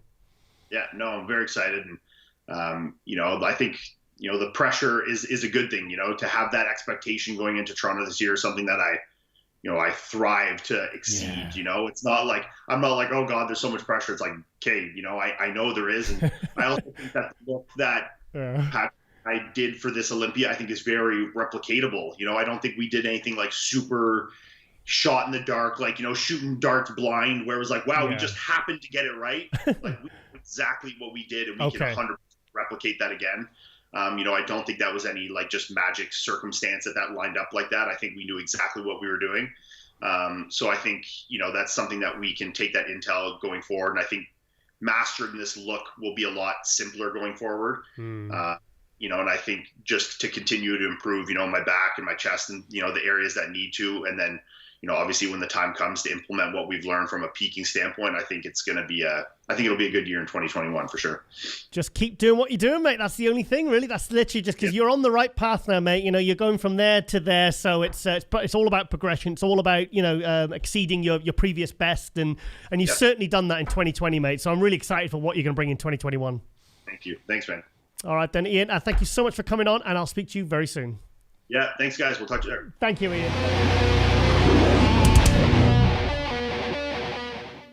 And welcome back to MD Global Muscle here at the On the Rise Media Studio with me, your host, Giles Thomas. And we are joined by the new Women's Physique Olympia champion, Sarah Villegas. Yay! Come on, Sarah, clap. You got to clap. You're the Olympia champion. Yes, I am. How are y'all today? Sarah, I'm very, very good, Sarah. Happy New Year as well, of course. Thank you. You as well. Yeah, Sarah, it just said on my my Skype there, so we chatted over a year ago. This was, I think it was just after you'd taken second at the Olympia. Now, obviously, we'll talk about the Olympia in a minute, but I was really, really rooting and really excited for you to do the Arnold Classic back in March, and then you had to pull out. I remember seeing on your Instagram, I was like, no, you had to pull out 1 week before. What happened there? What was the story behind that? It was just one of those weird things. I just pulled my groin. I was training legs, and I really don't even know what happened, but I had a groin pull, and you give it a day and two of rest, and I tried to work through it, and it was just one of those things where it really just needed time. That close to the prep, you're doing cardio, you're doing a lot of posing, obviously you're doing training, and it was, I'll be honest, it was devastating. That was the first time in my life where I was not able to do something that I wanted to. So it was really upsetting, and I was teetering, and maybe I can do it, maybe I can't. Okay, just in that limbo of like, you really want to push through and you want to do it, but then facing obviously the reality of your body and the physical limitations of, like I said, I think I probably could have done it, but I would not have been 100%. And for me, I'm never going to present myself less than 100%. And it was a difficult decision, but that's what happened. It was just one of those things where I was in a position where I needed time to let it rest, and I just didn't have that time. So how many days out did this happen from the Arnold Classic? Oh gosh, I want to say it was maybe like 2, maybe almost 3 weeks. So in the 20 to 15 day kind of range. It was very, very close, but still far enough out to where there's a lot of work to be done. You can't just sit on the couch and not do cardio and not do posing and things like that. So it was just bad timing. So do you think if it'd been like, say, 1 week out, you maybe could have just coasted through and done it maybe? Or do you think the outcome would have still been the same? Say that one more time. So if it happened like, say, 5 or 6 days out, do you think you could have just coasted through and did it? Or I suppose it doesn't really matter now, does it? I think probably, because at that point, your training is a little bit different at that point as far as like weight. Obviously cardio is different, but again, like you said, I guess it doesn't really matter at this point. But it was really, really unfortunate, really upsetting. So you pulled out the Arnold Classic, then obviously the COVID thing, because that really hit. The COVID whole situation for me really exploded on that week of the Arnold Classic when I was out in Columbus. So what was the year after the groin injury? How long did that take to kind of get better? I would say maybe a couple weeks, like maybe about 4 weeks or so, 3 to 4 weeks. So it really wasn't. It didn't really, hinder me too much. And I was, thankfully I was able to just give myself the rest that I needed. And so it really wasn't too much of a hindrance. It was just right at the worst time. Yeah. Oh, it's just, I think because I always say, because I've competed many times, and I think when it gets to that 4 week out mark, it goes from a physical game to a mental game, and anything that takes you off your game at 4 weeks out in, towards the show, I think really it's gonna affect you physically and mentally, for competing. Absolutely, absolutely, yes, 100%. Yeah. So when was the whole game plan for the Olympia kind of put together? When did you really feel like you really wanted to get stuck into your prep for the Olympia, given we had the COVID situation? Honestly, it was right after the Arnold. Even coming off of stage of last year's Olympia, second place, huge accomplishment, something to be proud of. And I told you this after last year. I was like, okay, what do we do to go back? I'm getting first next year. Nice. So and obviously when I wasn't able to do the Arnold, like I said, I gave myself a couple weeks afterwards to really get rested. But it was just like back at it, and at that point we didn't know that it was going to be pushed out all the way to December. So I pretty much was 100% Olympia 2020 the entire year. Oh wow. Okay. So it was and then obviously when it was pushed back, but so there were adjustments that were made along the way, but I was laser focused pretty much immediately. So you've been pretty much close to, it reminds me a bit of like Hunter Labrada, where like the New York Pro was put back and then the Olympia was put back. And it means that you've been on, because if you were ready for the Arnold Classic a couple of weeks out when you had your groin injury, that means then you would have been prepping, like you said, all of 2020. Pretty much, yes. Now, I wasn't necessarily like dieting the whole year.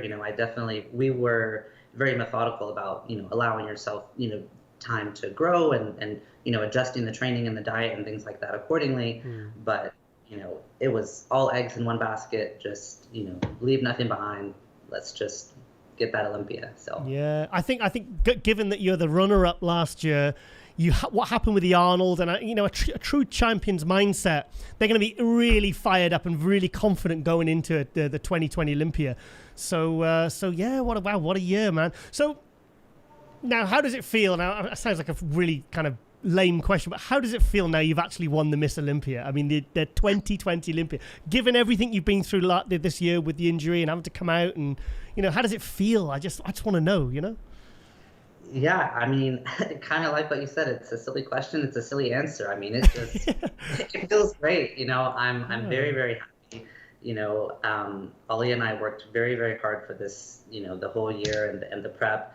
And so it's something, obviously, it's the ultimate goal, and you put everything into it, all of your efforts, all your energy, all your time, all your resources. And it's just when you get it and you finally you get that gold medal, you're like, wow, okay, it was all worth it. And it's just, such a great feeling. You can't even put it into words. I think kind of like Sydney Gillen in the figure, I think for many of us, we kind of thought that Shanique was completely unbeatable. I think many of us in the industry were like, look, she's just going to keep winning until she does a Lee Haney or a Ronnie Coleman and says, right, okay, I'm done. I've won 7-8 now. So you didn't just win the Olympia, but you beat someone that many of us thought was actually unbeatable in the women's physique. So how does that feel? I just think that makes this win even sweeter because, we all hear the same things. And like you said, there were a lot of prominent figures in the bodybuilding community, a lot of media outlets within the community that were even, going so far as to kind of say, oh, the conversation is, between second place and sixth place. And, we know who's competing. So talk to us about, what you're going to do after your win, and kind of, unofficially declaring her this winner before the show even took place. And, for those of you guys who are watching and who were there in the audience, they posed us. They did, almost a dozen times, and it was a split decision. But, it's like you said, you didn't just win the world title, but you kind of, you took out this person who was, had this narrative painted around them that they're, that nobody can come close to them. So, and for me, excuse me, it just, it also, I think it's a true testament to show people that, hard work, persistence, just consistency, it really, it does pay off, and you really can achieve and accomplish things through your work ethic and all of that. I think as a bodybuilding fan, as a media guy or whatever, I think when you take out, like say Brandon Curry, people said, oh, it was a weak year, he won it. It's like, I think when you go in and you actually beat someone that is the reigning, dominating champion, I think it's almost kind of like a double victory from my point of view, certainly anyway. Yeah, I would agree. It is, kind of like everything we just said. She is, going into the Olympia, I knew what I was up against. She is a 2-time champion. But, you just like, and I've said this before, and I'm pretty well known for not being well known on the social media or very active and, putting myself out there the way that maybe other people do. Yeah. But you put your nose to the ground, you set out a plan, you put out steps, you execute, and, it all pays off. It certainly paid off, yeah. So at what point did you feel like, shit, I think they're going to give it to me? Because I always ask athletes, they go, it was when they moved me in the center at this point in the prejudging that I thought, oh, they're really picking me as the winner here. So, well, I was going to finish your sentence, but you finished it differently. So sorry. We're at night. No, we were at night, and they had announced all the way up to the 3rd place. Yeah. And then they announced us to both come to the center, and I thought to myself, okay, I think I'm going to get it. And then, of course, they say, okay, bring up the presenters. It's like, feels like the longest, 2 minutes of your life. Yeah. And then in those 2 minutes, I was like, I don't even know what I was thinking. I was just kind of blank, like waiting, hoping for my name, waiting. And then, obviously they said my name, and it was just, really overwhelming with emotion. So. Sorry, Sarah, we just had a bit of a connection issue there. So, yeah, now you're the Olympia champion. What's next for you now then? Well, being crowned as an Olympia champion, that is a huge responsibility in and of itself. One thing that I was pleasantly surprised with, I was not expecting the amount of just positive feedback from, I've received, thousands of direct messages from a lot of WPD girls or girls who want to start competing. Yeah. And just, giving me lengthy messages about their story and how they're very inspired by me. And so it really kind of set in the fact that, being an Olympia champion, you are quite a role model to a lot of people. And so, I want to just make sure that I represent the category in a really, positive and uplifting way. And, remembering that responsibility that now you're in a position where people genuinely look up to you. They respect you. They receive things that you do and that you say, and they echo those things. So just making sure that I'm using this platform responsibly, and like I said, in a way that's very, very positive. And then, of course, I'm coming back for number 2. Yes. I'm training as if the Olympia is tomorrow. We don't know exactly when it might be, but like I said, I'm back in the gym. Like I said, nose to the ground, training like it's tomorrow. So is there no way you might consider doing the Arnold Classics, given that you had to, that maybe there's a bit of unfinished business there, or is it all Olympia for you?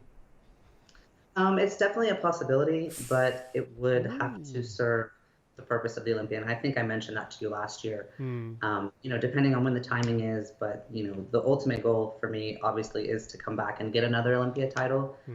But it's not completely off the table, so we'll have to see. Well, I've heard, they say now it was May, then it might be mid-June, and then I've heard that it might even be pushed back to September, the Arnold Classic, and, with the Olympia. So, if it's pushed back to September, then I don't know. Well, I don't know. That's a long old prep. After 2020, prepping all year, I think that's a bit of to get in condition for September, and then again, the Olympia. You don't want to be burnt out by the time you get to the Olympia.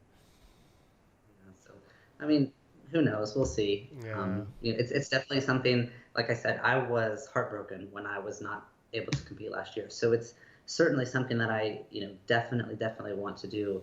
I just, we'll have to see where it falls in.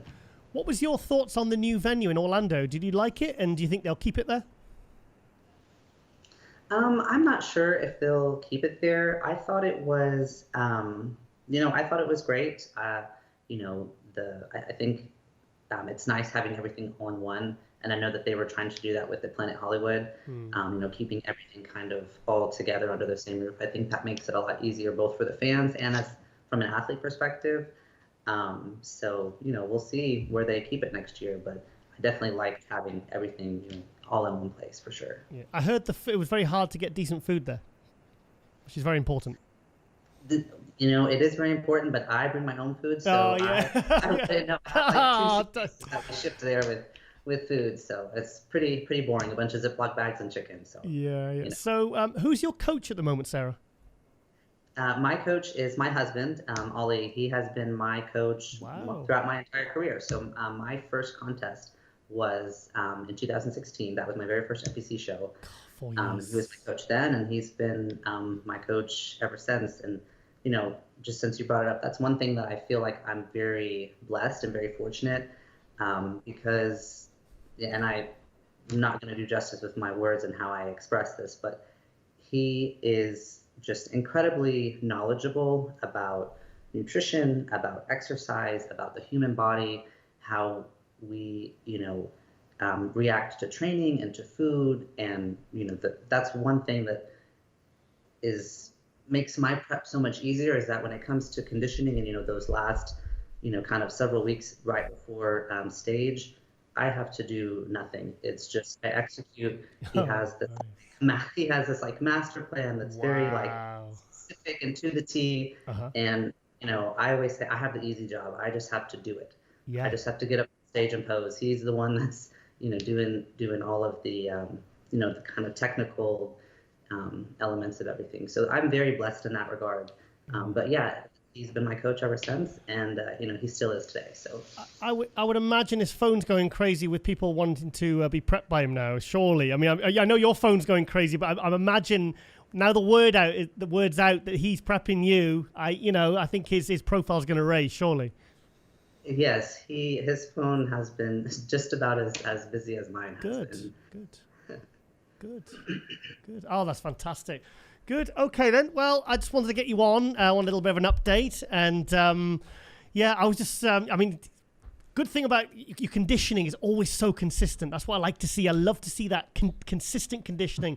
And it was so nice to see that you were rewarded for that, It was just amazing. It was amazing. So what did you watch the men's at all, or did you? I did watch a little bit of men's, but I want to backtrack. I take that as a very big compliment. That's a badge of honor in my world of being known for not only my conditioning but my consistent conditioning and my level of, I guess, precise and pleasing conditioning. Yeah. And again, I attribute all of that to Ali. Like I said, he's got a very drawn out plan for that. But I love hearing that my conditioning is always spot on and very consistent. Well, I'm a conditioning freak. It's the one thing I always look for, and it's the one thing I always expect, whether it be men or women.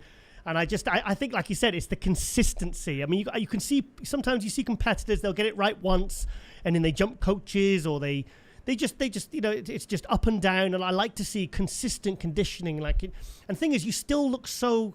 Like, you didn't look all drawn and gaunt and like on death's door in the face. You look great in the face, and you look healthy. You look great. Your skin was thin. It was tight.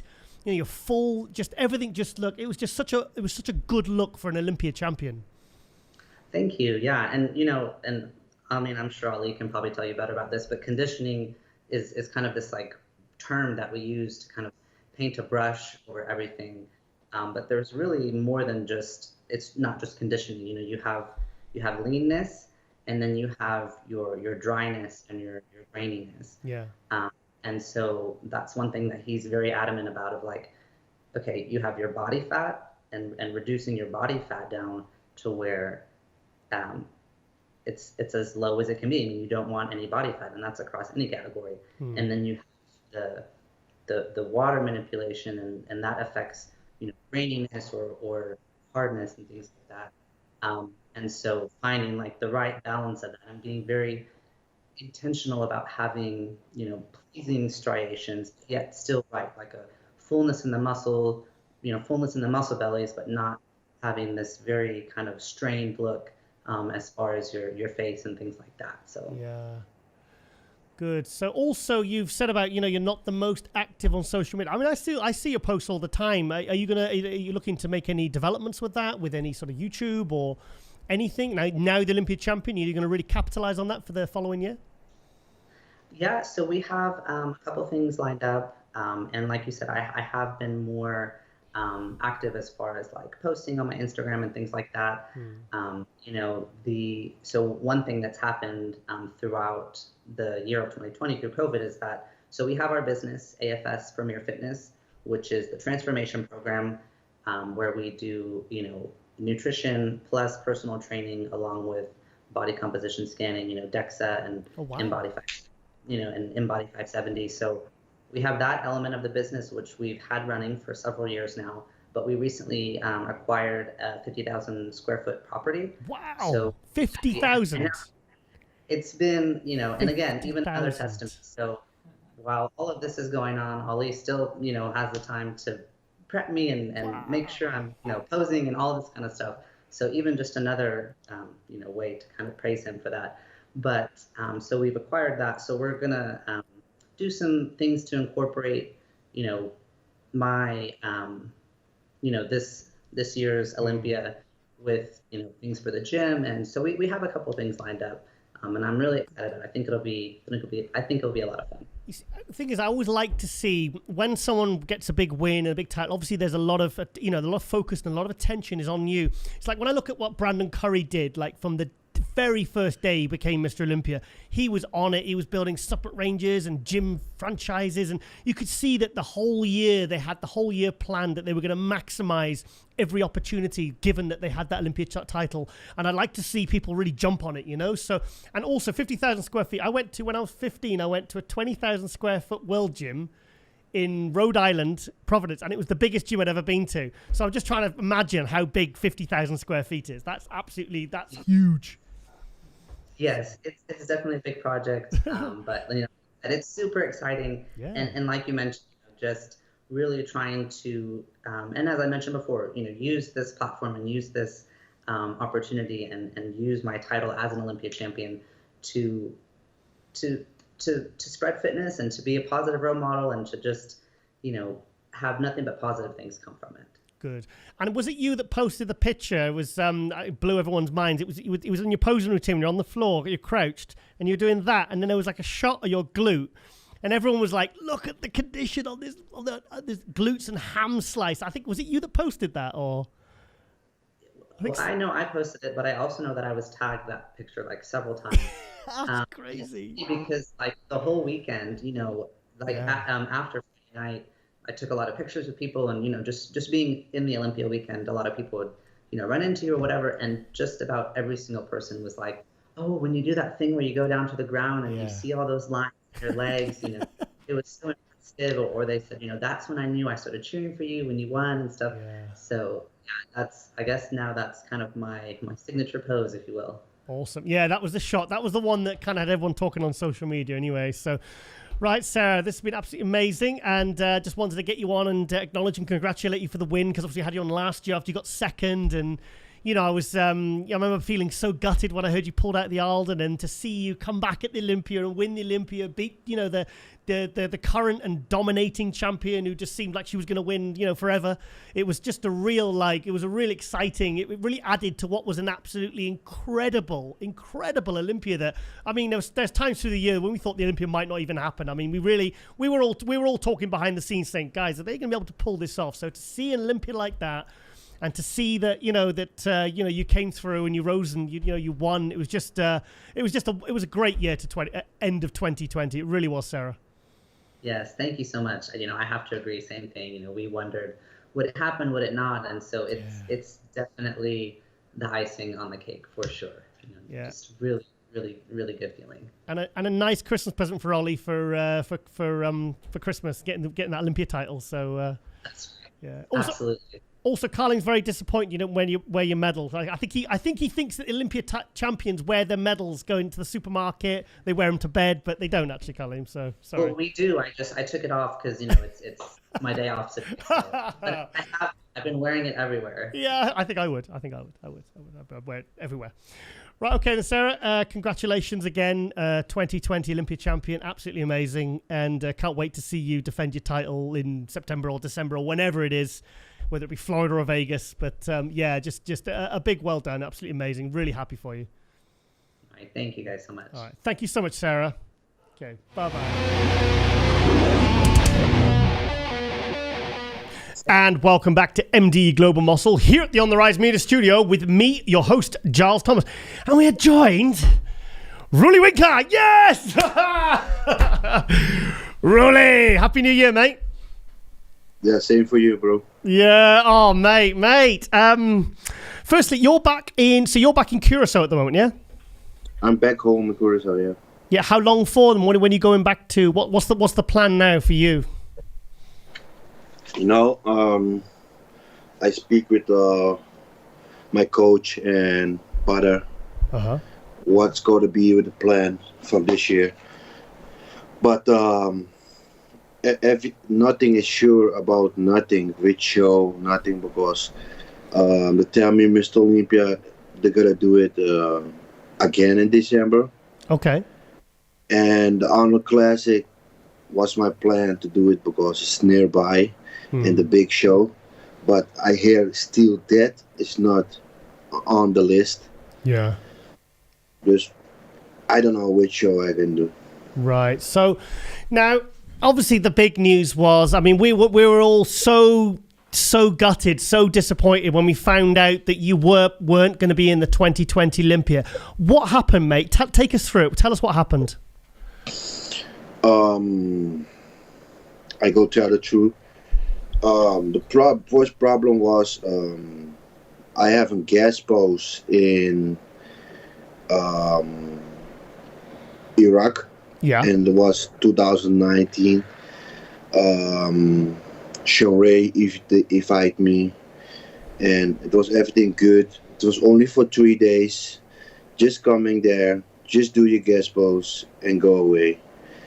And it was 2019, and I'm always traveling to US all the time, and we go like 9 days before Mr. Olympia. We start to travel, and we go from Kuwait to Turkish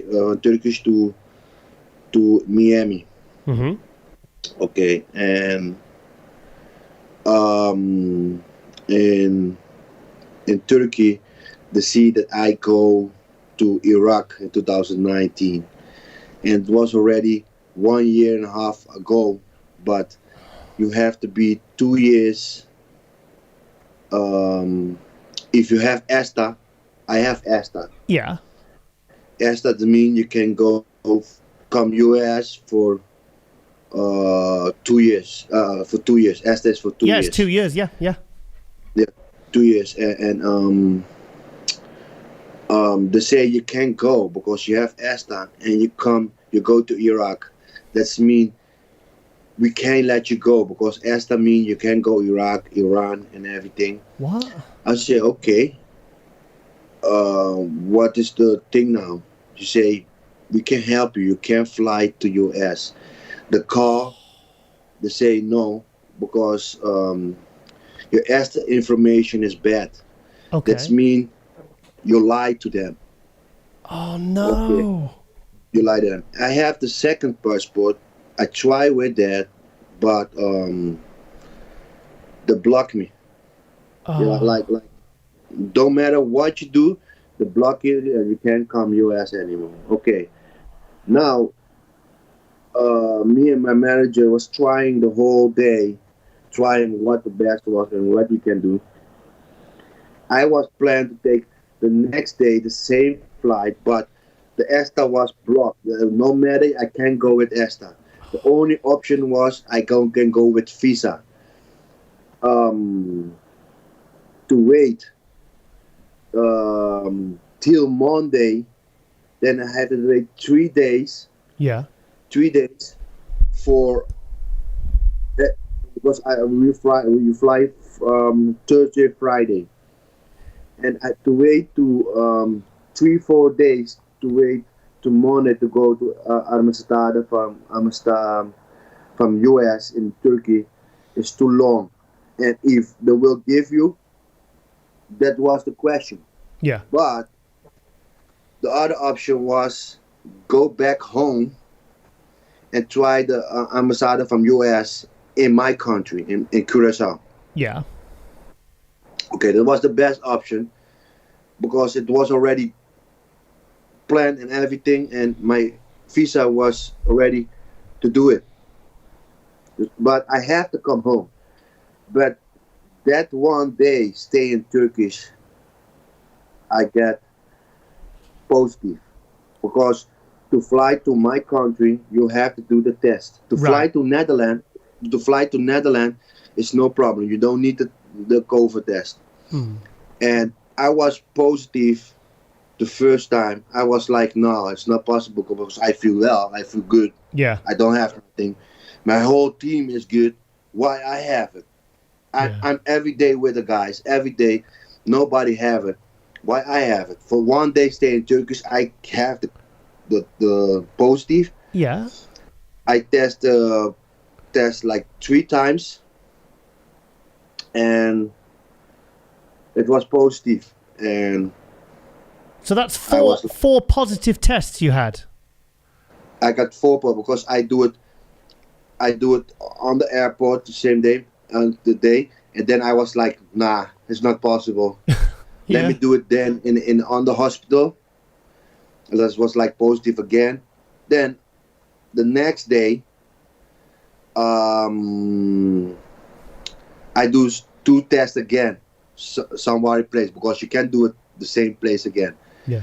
I do it 2 other place. I was positive again. I was like, okay, I can do nothing anymore. The only option was go Netherlands and give it up, because if I go Netherlands, I can't go US because you have to stay 2 weeks quarantine. Yeah.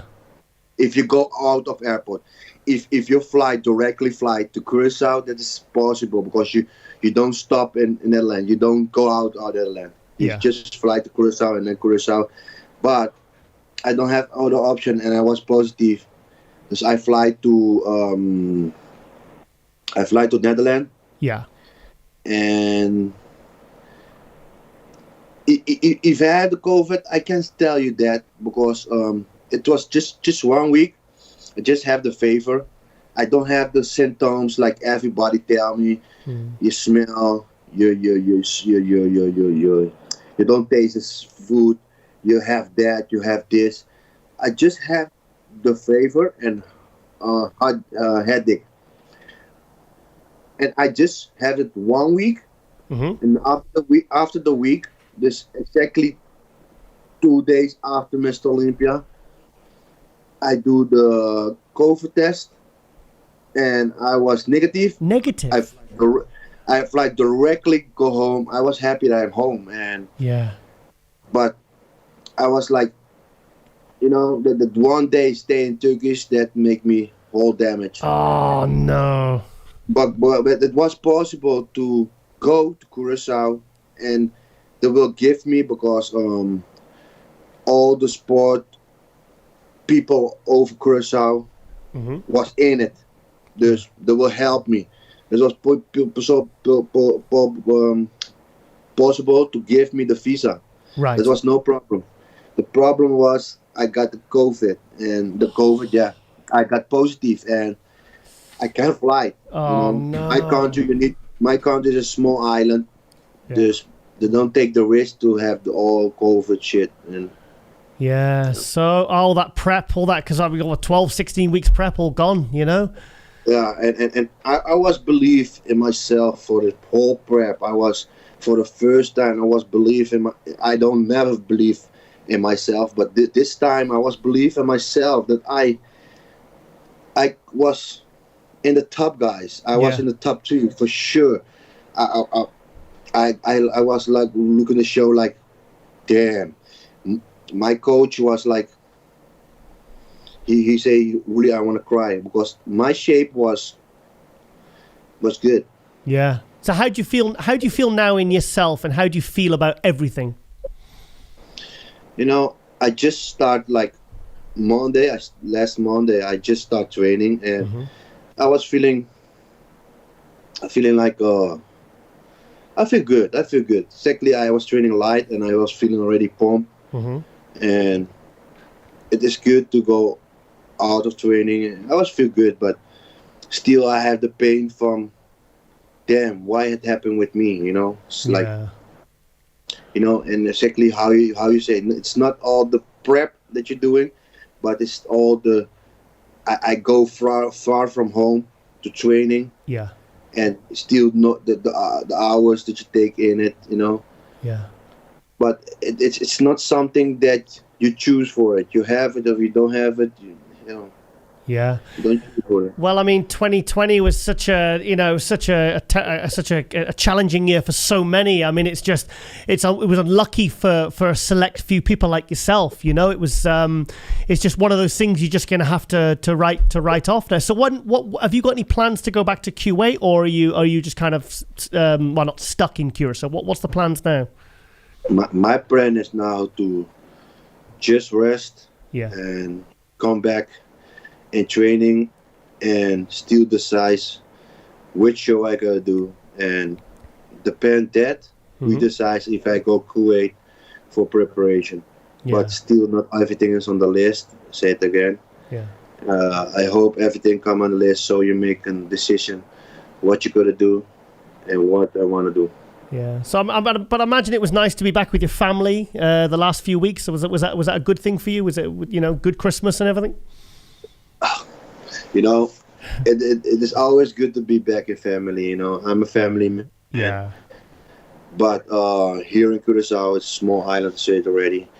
If we have more than we have like 1,000 people that have the COVID, and everything is locked down. Yeah. It's like Christmas was for people here like a hell, because we shut down 8 o'clock and the stores and everything shut down like 5. Oh, wow. A curfew. Curfew, 8 p.m.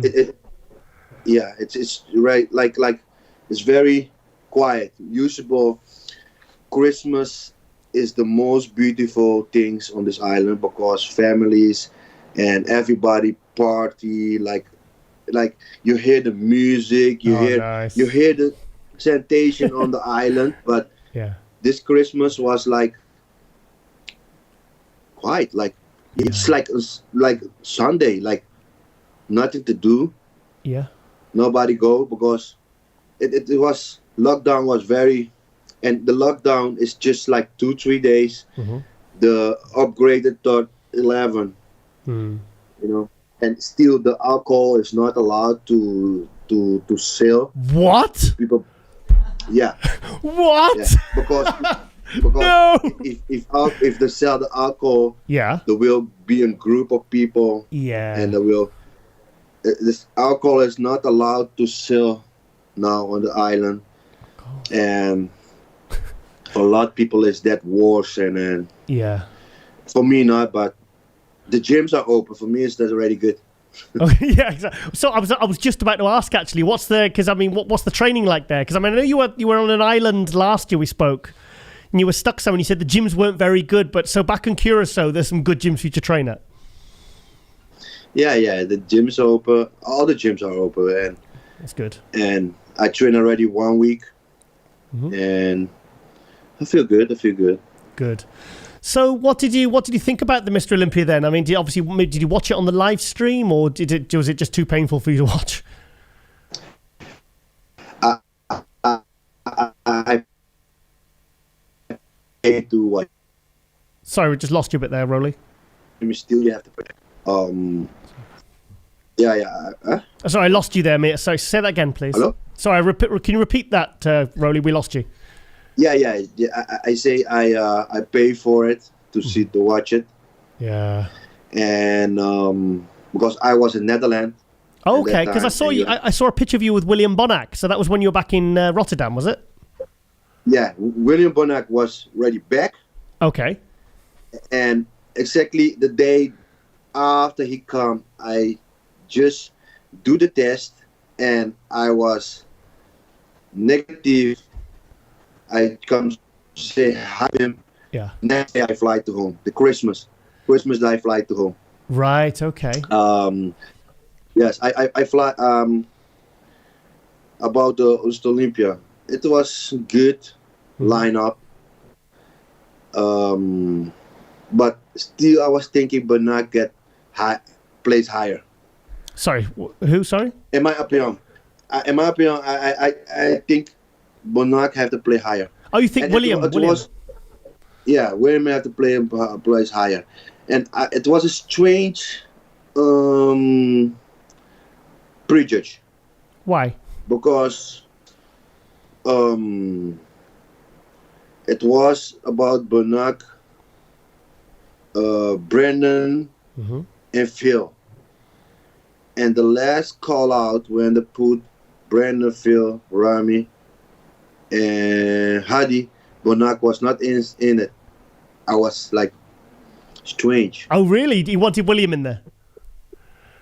I think William plays the high. Thing is though, some people had Hadi some people had Hadi second. People said that, you know, I mean, that top five was so close. So how would you have placed it? You know how I place it. Come on, you know, come on. It is you know, Phil and Big Ramy. Yeah. How more the posing, how more better they'll be harder. Okay. More definition. And exactly Phil. How more he posts, he more he pop out. Yeah. But in the prejudge, still I give it to Bernard. You gave the prejudging of the Mr. Olympia to William Bonac. I gave it to Bernard. Wow. But in the final, yeah, how more Big Ramy and Phil was posing, how harder to be. Yeah. Yeah. So based upon the prejudging, you had William winning the prejudging, but the night show, you think it was between Phil and Ramy? Yeah. Yeah. Sorry, I lost you again. Yeah. Phil, Ramy. But how to say? They say always about Phil's belly. If the go complained that he was not the one best belly. Yeah. Still, everything of his, he was in contact. Yeah. How more he posed, how better he be. And I said again, nobody can win Phil's back. Oh, he's back. You think no one can touch Phil's back shots? Nah, nobody can Phil's back. He's impressive, isn't he? So what about Brandon then? Because obviously Brandon brought a completely different look this year. What was your thoughts on Brandon Curry? Brandon, I think he was sharper. He was sharper than last year. Exactly everywhere. But, you know, if you stand next to Ramy, you're always small. I think everyone looks small next to Ramy. Oh, my God. So were you, I mean, obviously we were so shocked. I mean, Ramy getting through on a special invite. I mean, he was third at the Arnold Classic. It was like, you know, he was sixth place in 2018. You know, were you shocked when you saw how he looked on stage, or did you have a feeling he would look that good? You know, Ramy got the same problem as me. He's big. And only what he have to do is coming sharper, lose weight, so he can come sharper. He's got the same weight as me, and that was a good thing. Everybody was not sharp enough, and he was sharper than normal, and that's why he pop up. Yeah. He pop up correctly, and he's big, and he comes sharper than him, and his side chest, he make damage in everybody. I think if I were damaged, his side chest was wow. Yeah. Do you know what? He did what you did in 2016 when you did the body power. He brought his waist in like you did. Remember from 2013 to 2016 that I couldn't believe what I saw. That's what he did. Yeah.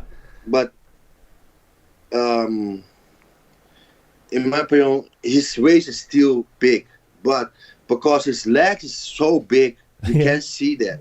Yeah. You know, that is just lucky what he have.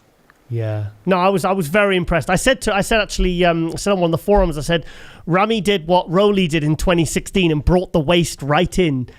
It was amazing what he did. Like you said, it still could be smaller, but I was impressed with what he did. 2018. No, 2016. 2016. Okay. No, remember body power.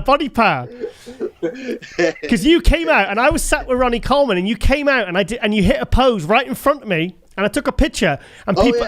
UK, right? Yeah. And everyone said, Giles, you photoshopped that. And I said, guys, I took it on my phone. It is not Photoshop. Yeah. I guarantee. Like what he did with his waist. Yeah. And also, I was really hoping we'd get like what you brought the night show at the 2018 Olympia. I was really hoping we'd kind of see that, because I think that in the mix would have been very interesting, I think, to see at the Olympia this year. But it's done and dusted now, mate. But I was thinking I was better than 2018 really Olympia. Really, I think myself I was better. My waist was a lot smaller. Yeah. My legs improved. My back improved. Wow. I just showed that on the Instagram because I was happy with a lot of improvement from myself because I work hard on that. And exactly my lower back, because my lower back is the most weakness that I have. Okay. And that's why I was like surprised myself that I get it and I can improve everybody. Yeah. What I work for it, and this was the most painful that I got. So what were you kind of, because I remember at the 2019 Arnold Classic you were 278, I heard, and then you lost 14 pounds for the Arnold Australia.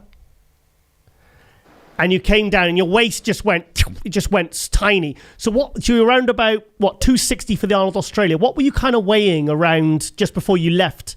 Before you actually, you stopped traveling. What were you kind of like literally right before you left for America or tried to? What were you kind of weighing about? Do you remember?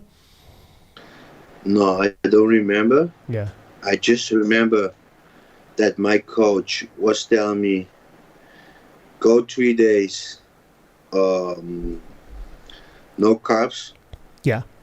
And when I arrived in Australia, he say, just go eat. Just go eat what you want. Okay. And I say like, what? Really?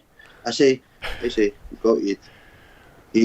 I wake up in the morning and he say, just go eat 300-400 rice, what you want.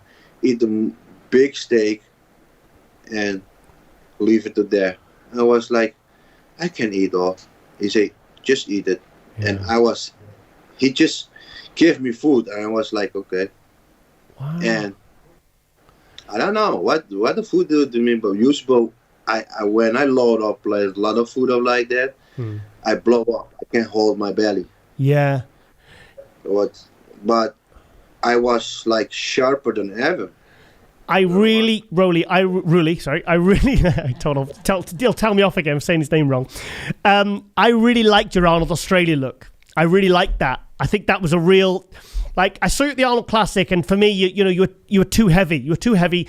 You came in, you did the low carbs, and you look. That's the look. I think really that's like a Mr. Olympia winning physique. That one with the waist small, and the gut doesn't distend or anything. It looks nice and tight.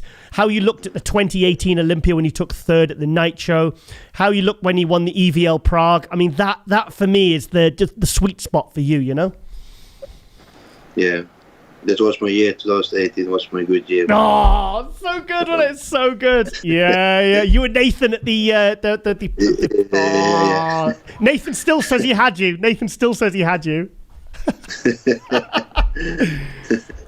I break my toe, remember? You break your toe? When did you do that? Was that the Arnold Australia? Oh, lost you there, mate. No, Prague. Oh, Prague. Before I come to stage, I broke my toe. Oh, no. Oh, well, so no calf raises for you then. Before before I step up on the stage, I break my toe. Oh no! But I break my toe in Prague, and everybody was knowing that. But I say, keep on the show, and we post on the same from you're gonna have to go hospital. I say, yeah, after the show. Yeah. And how more you wait, how worse it could be, you know. Yeah. But I win the show, and then after I go to hospital. But done. He just carried on. Oh, what a trooper! So, just another side question: What's your brother up to? What's Quincy up to now? Where is he? You know, Quincy is 1 year in lockdown, just like for maybe 2 months now that the gyms are open in Trinidad.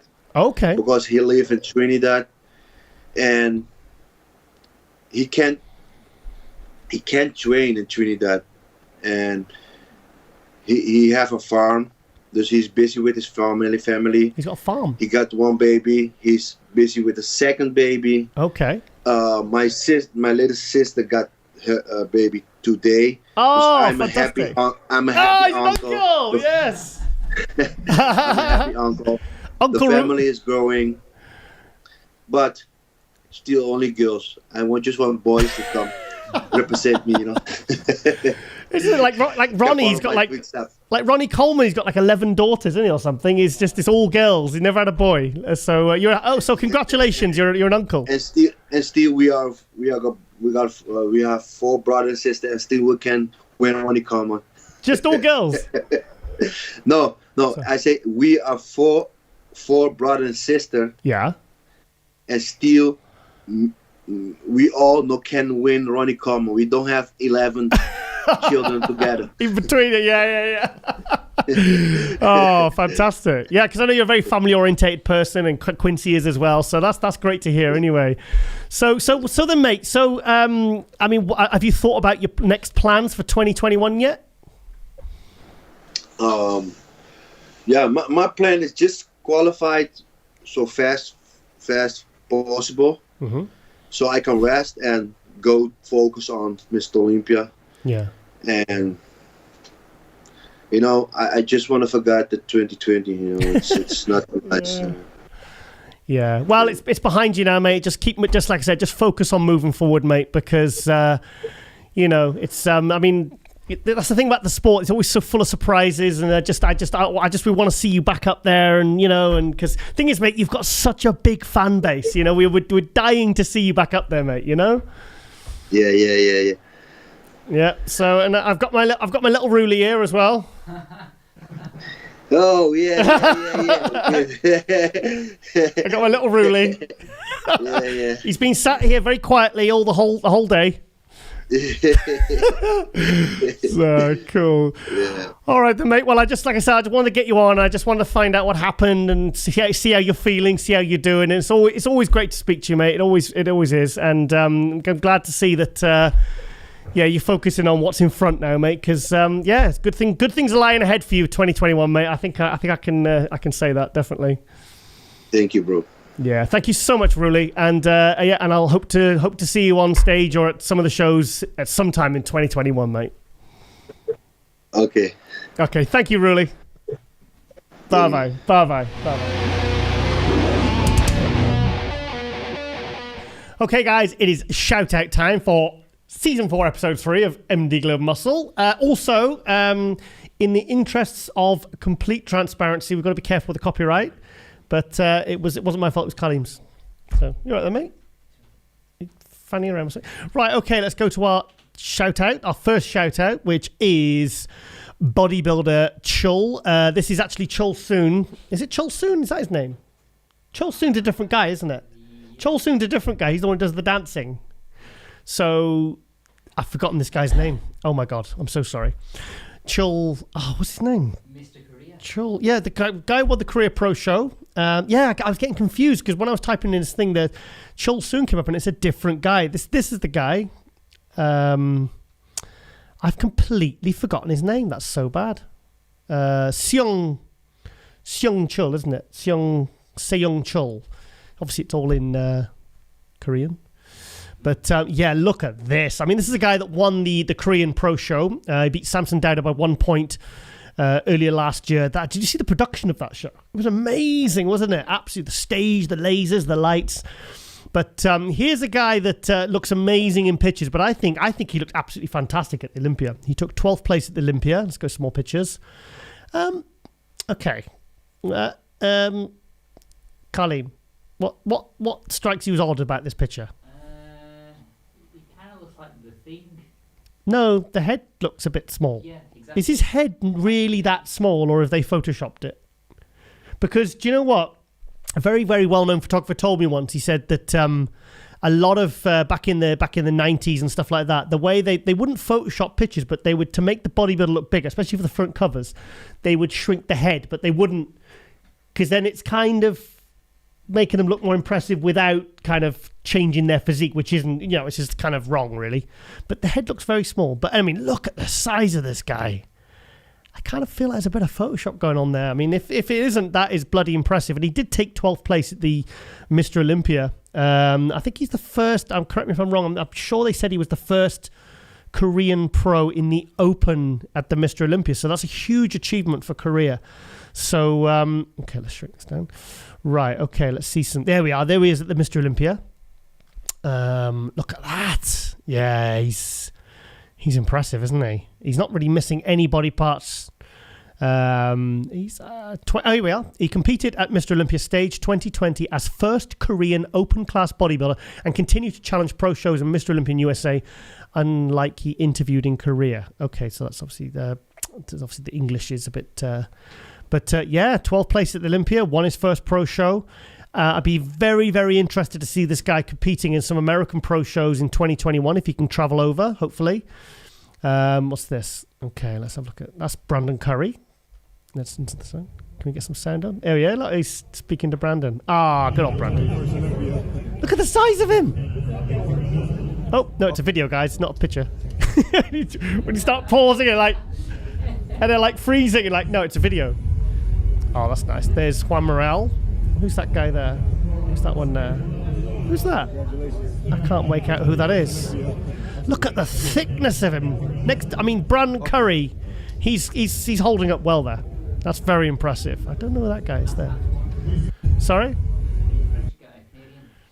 The French guy. Oh, Antoine Vaillant. Yeah, then, yeah. Oh, good. Well spotted, mate. Oh, good. I'm slacking. I better up my game.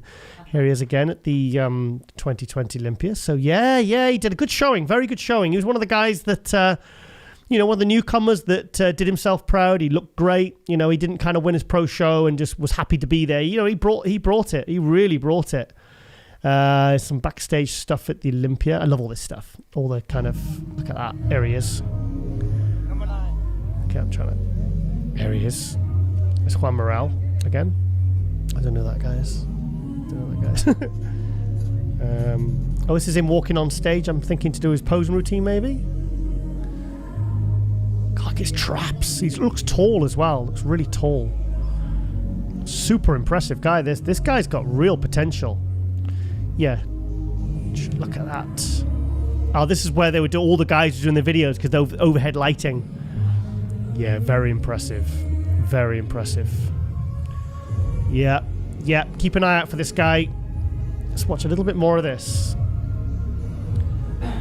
Actually, we better turn the sound off, haven't we? Okay. Yeah. Okay, what else? Okay. Yeah, I think you get the idea. Let's look at some photographs. Here we are. Yeah. Okay, he's huge. I wonder what he weighs. He looks at least... I can't make out his height. He looks about 5'11", 6 foot, but he's really heavily muscled, so he looks like he's a decent waist. Nice small waist there. I don't think Samson should feel bad about losing to this guy, only by 1 point as well, so bear that in mind. Yeah, he's huge. Really huge. I bet he's an absolute superstar in Korea. But, yeah, fantastic. Yeah, Bodybuilder Chill, give him a follow. Bodybuilder Chill, sorry, I'm going to say that again, put my teeth in. Right, okay, we're going to go to our next shout-out I've given this guy a shout-out before, but I'm such a fan of this guy's work. Nicandro Vision Motivation, 393,000 followers. This guy just takes footage from all eras of bodybuilding, and he does absolutely amazing. Oh, I can tell you this, that's Brian Buchanan for the 1989 Olympia in Rimini. Look at that. They said he had a 26-inch waist and a 52-inch chest. That's Flex Wheeler at the 1993 Olympia. That's when he took second to Dorian. Should we put the sound on or risk it? Look at Paul Dillette. That's 1994 Mr. Olympia. I was such a big fan of Paul Dillette's. He was awesome. Francis Benfato, 1990 Mr. Olympia. Sorry, I'm just showing off now. So, Flex Wheeler. I want to see the San Francisco Pro Show. 91 Olympia. Francis Benfato, 7th place. He was incredible, Francis Benfato. He was only about 13 stone on stage, you know. I think he was 176 at the 1990 Mr. Olympia. And I think he was never heavier than about 190. Although he came back in 2006 and he just came back absolutely huge. Sean Ray, I think I want to see 99. Tom Prince, that's when he won the USA's. Tom Prince was amazing. God, I could just watch these all day.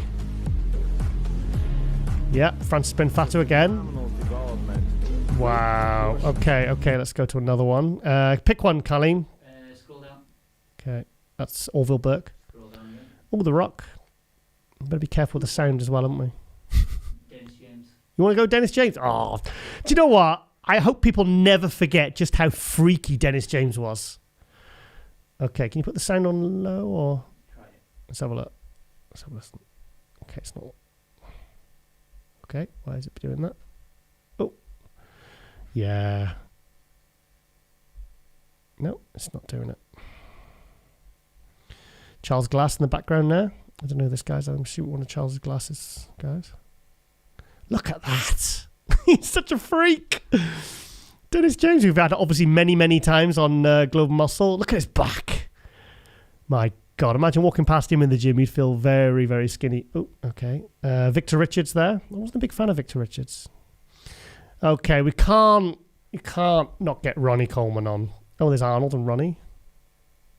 Going to be one of those guys that are going to there you go. And back Arnold Schwarzenegger. every time something is difficult. Awesome. Sit down. As if you think this way, Ronnie Coleman. you're going to be a loser. Yeah, two of the greatest bodybuilders of all time. Arnold Schwarzenegger, 7-time Mr. Olympia, 70 to 75 in 1980. Ronnie Coleman, 98 to 2005. Yeah. Look at Ronnie. The monster. That's why he did the Arnold Classic in 2001, because he wanted a Hummer. That's what he said to Chris Cormier the other week on another show I produce. I do whatever it takes. Wow, I could just watch this all day. Look at that. That's the evolution of bodybuilding from the 70s to the 90s. They are. That's the best in the world at the time, way ahead. Look at Ronnie. It's easy.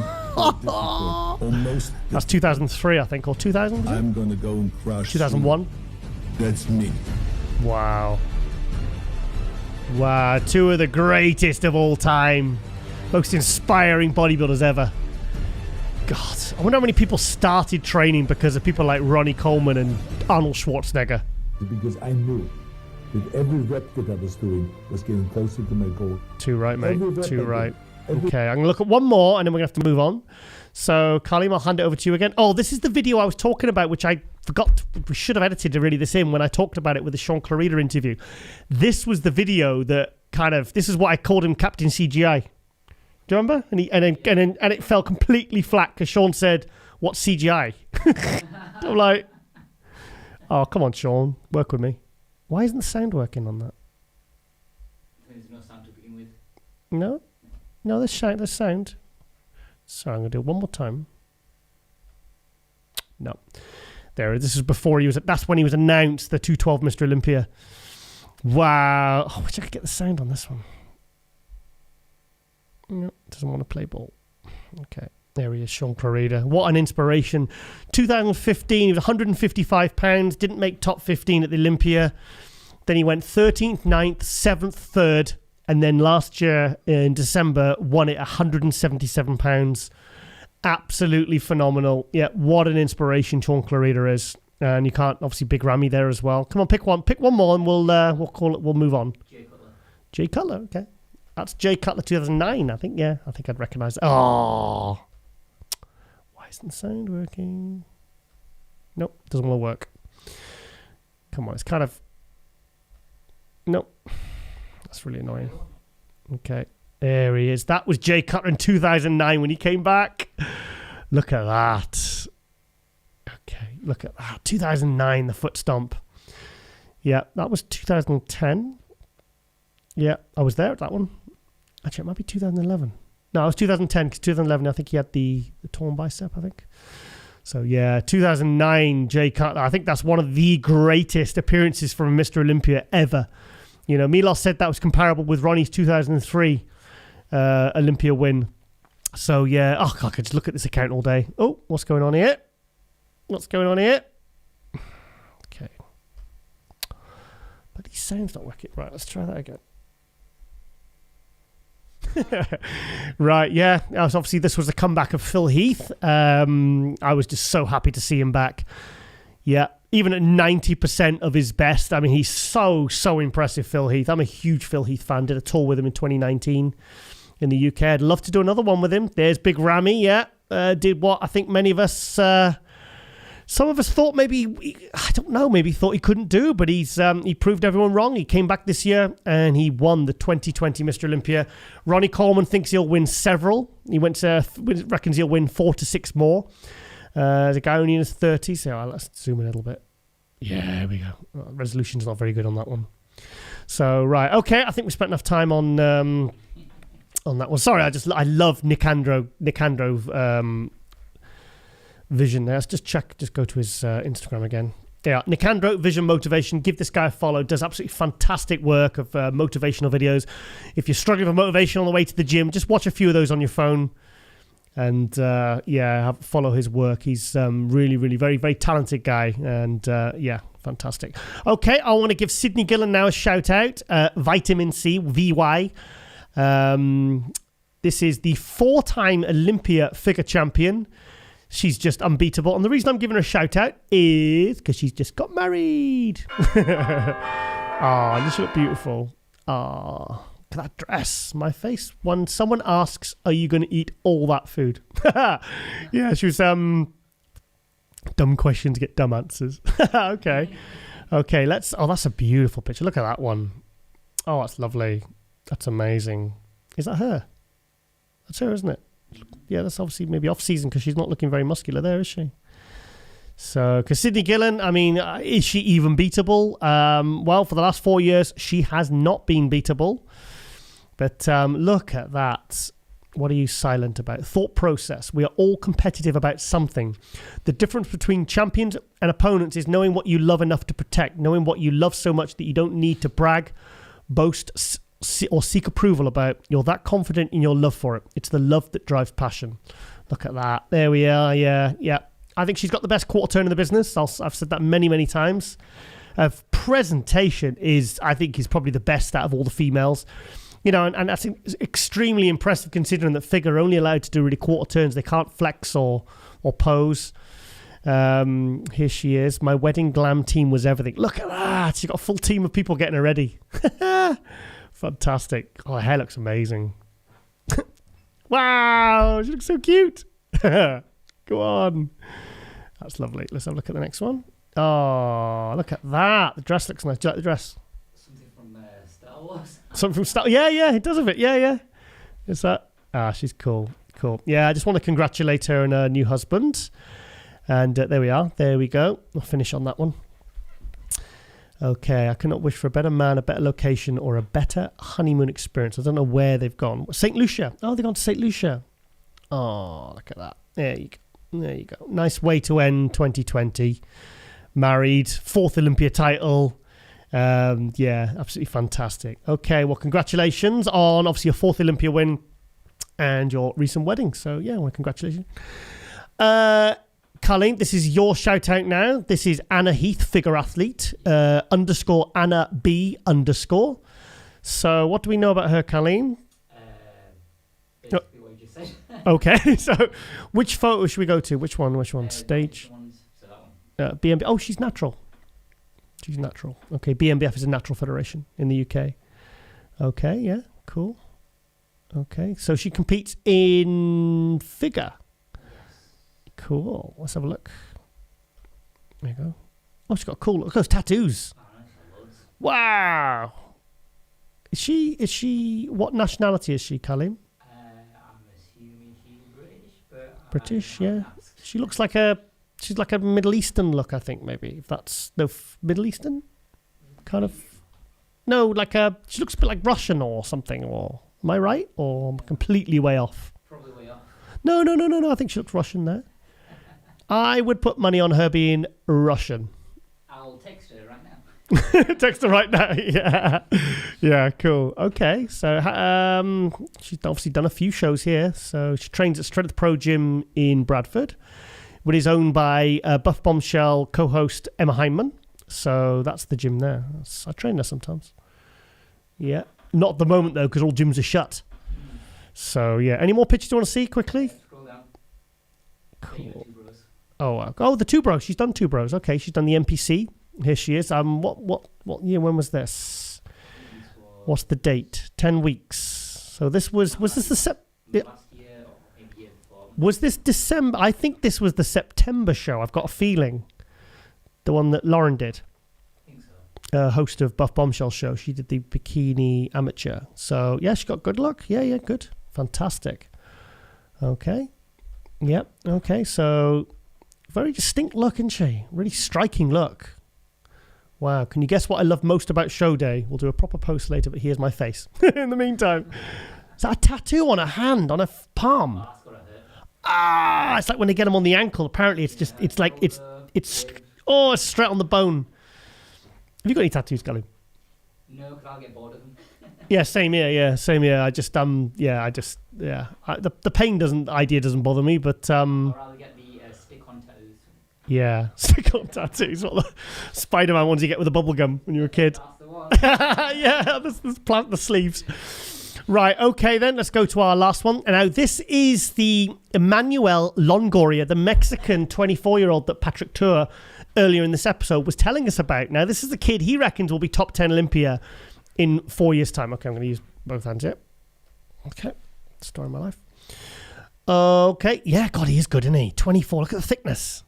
So he was, I'm sure he said he was 220-something pounds. He said he brought him in on very little, you know what, and he said he's very, was it no diuretics and no drying out, or so he thinks this guy has got Patrick, obviously this preps Ian Valliere, James Hollinshead, Nicholas Vouliud. He's prepped Rafael Brandeo. He's a very, very, this guy works with all the top professional and amateur athletes all over the world. So he is a guy who really has an eye for talent. Okay, let's have a look at these. So he's 24. Yeah, look at the structure. God, yeah, tiny waist, vacuum. I can't read any of this because obviously it's all in Mexican? Spanish? Mexican, what am I talking about? Just see what the response is on that one. Okay, yeah, so here he is. This was when I'm assuming this is what Patrick was on about when he won the... Oh, this was in December. Oh, this is the Amateur Olympia in Orlando at the Olympia, because they have the amateurs, obviously Olympias all over the world. But this was the one, gives it away in the background, Orlando there, written in big words there. But and he said he was the worst condition at the top 10, but he said he won it quite clearly. So so Patrick thinks this guy has got really, really, really huge potential. Patrick actually WhatsApped me this picture earlier on today. So, yeah, I think... we'll have to get him on with Patrick and, give this guy a bit more publicity as he... Because hopefully if he's... did he say he's turned pro? I can't remember. I'll have to go back and check. Here's Emmanuel weighing 228 pounds at 5'6". So he's very thick, tiny waist, vacuum. Yeah, he's got a nice shape, this kid. So if he's 24 years old and he's looking this good... Let's give him a couple of years. So, so I just want to give this kid... There is a shot here. So, so Patrick, this is the guy that Patrick thinks is the next big thing, really. So, this is a guy to keep an eye out for in the next few years. So, give this guy a follow. Longoria IFBB... Oh, is he an IFBB pro, Khalif? Clues in the name. Yeah, so he's a new IFBB pro. Fantastic. And he's sponsored by Dragon Farmers, and he's with Gorilla Sauvage. So, he's got some nice sponsors there. He's been prepped by one of the best coaches in the world, bar none, So, he's this guy's got everything in his favor. Pro card at 24 years old. Yeah, so, okay. Right, okay, guys. I hope you've enjoyed this episode. Got some, yes, obviously we're a bit stuck now for shows for the next few months, so we're just going to have to make the best of it and stay tuned to MD Global Muscle every single week. As always, we always appreciate the support. Thank you for watching. Thank you for supporting. And we are out.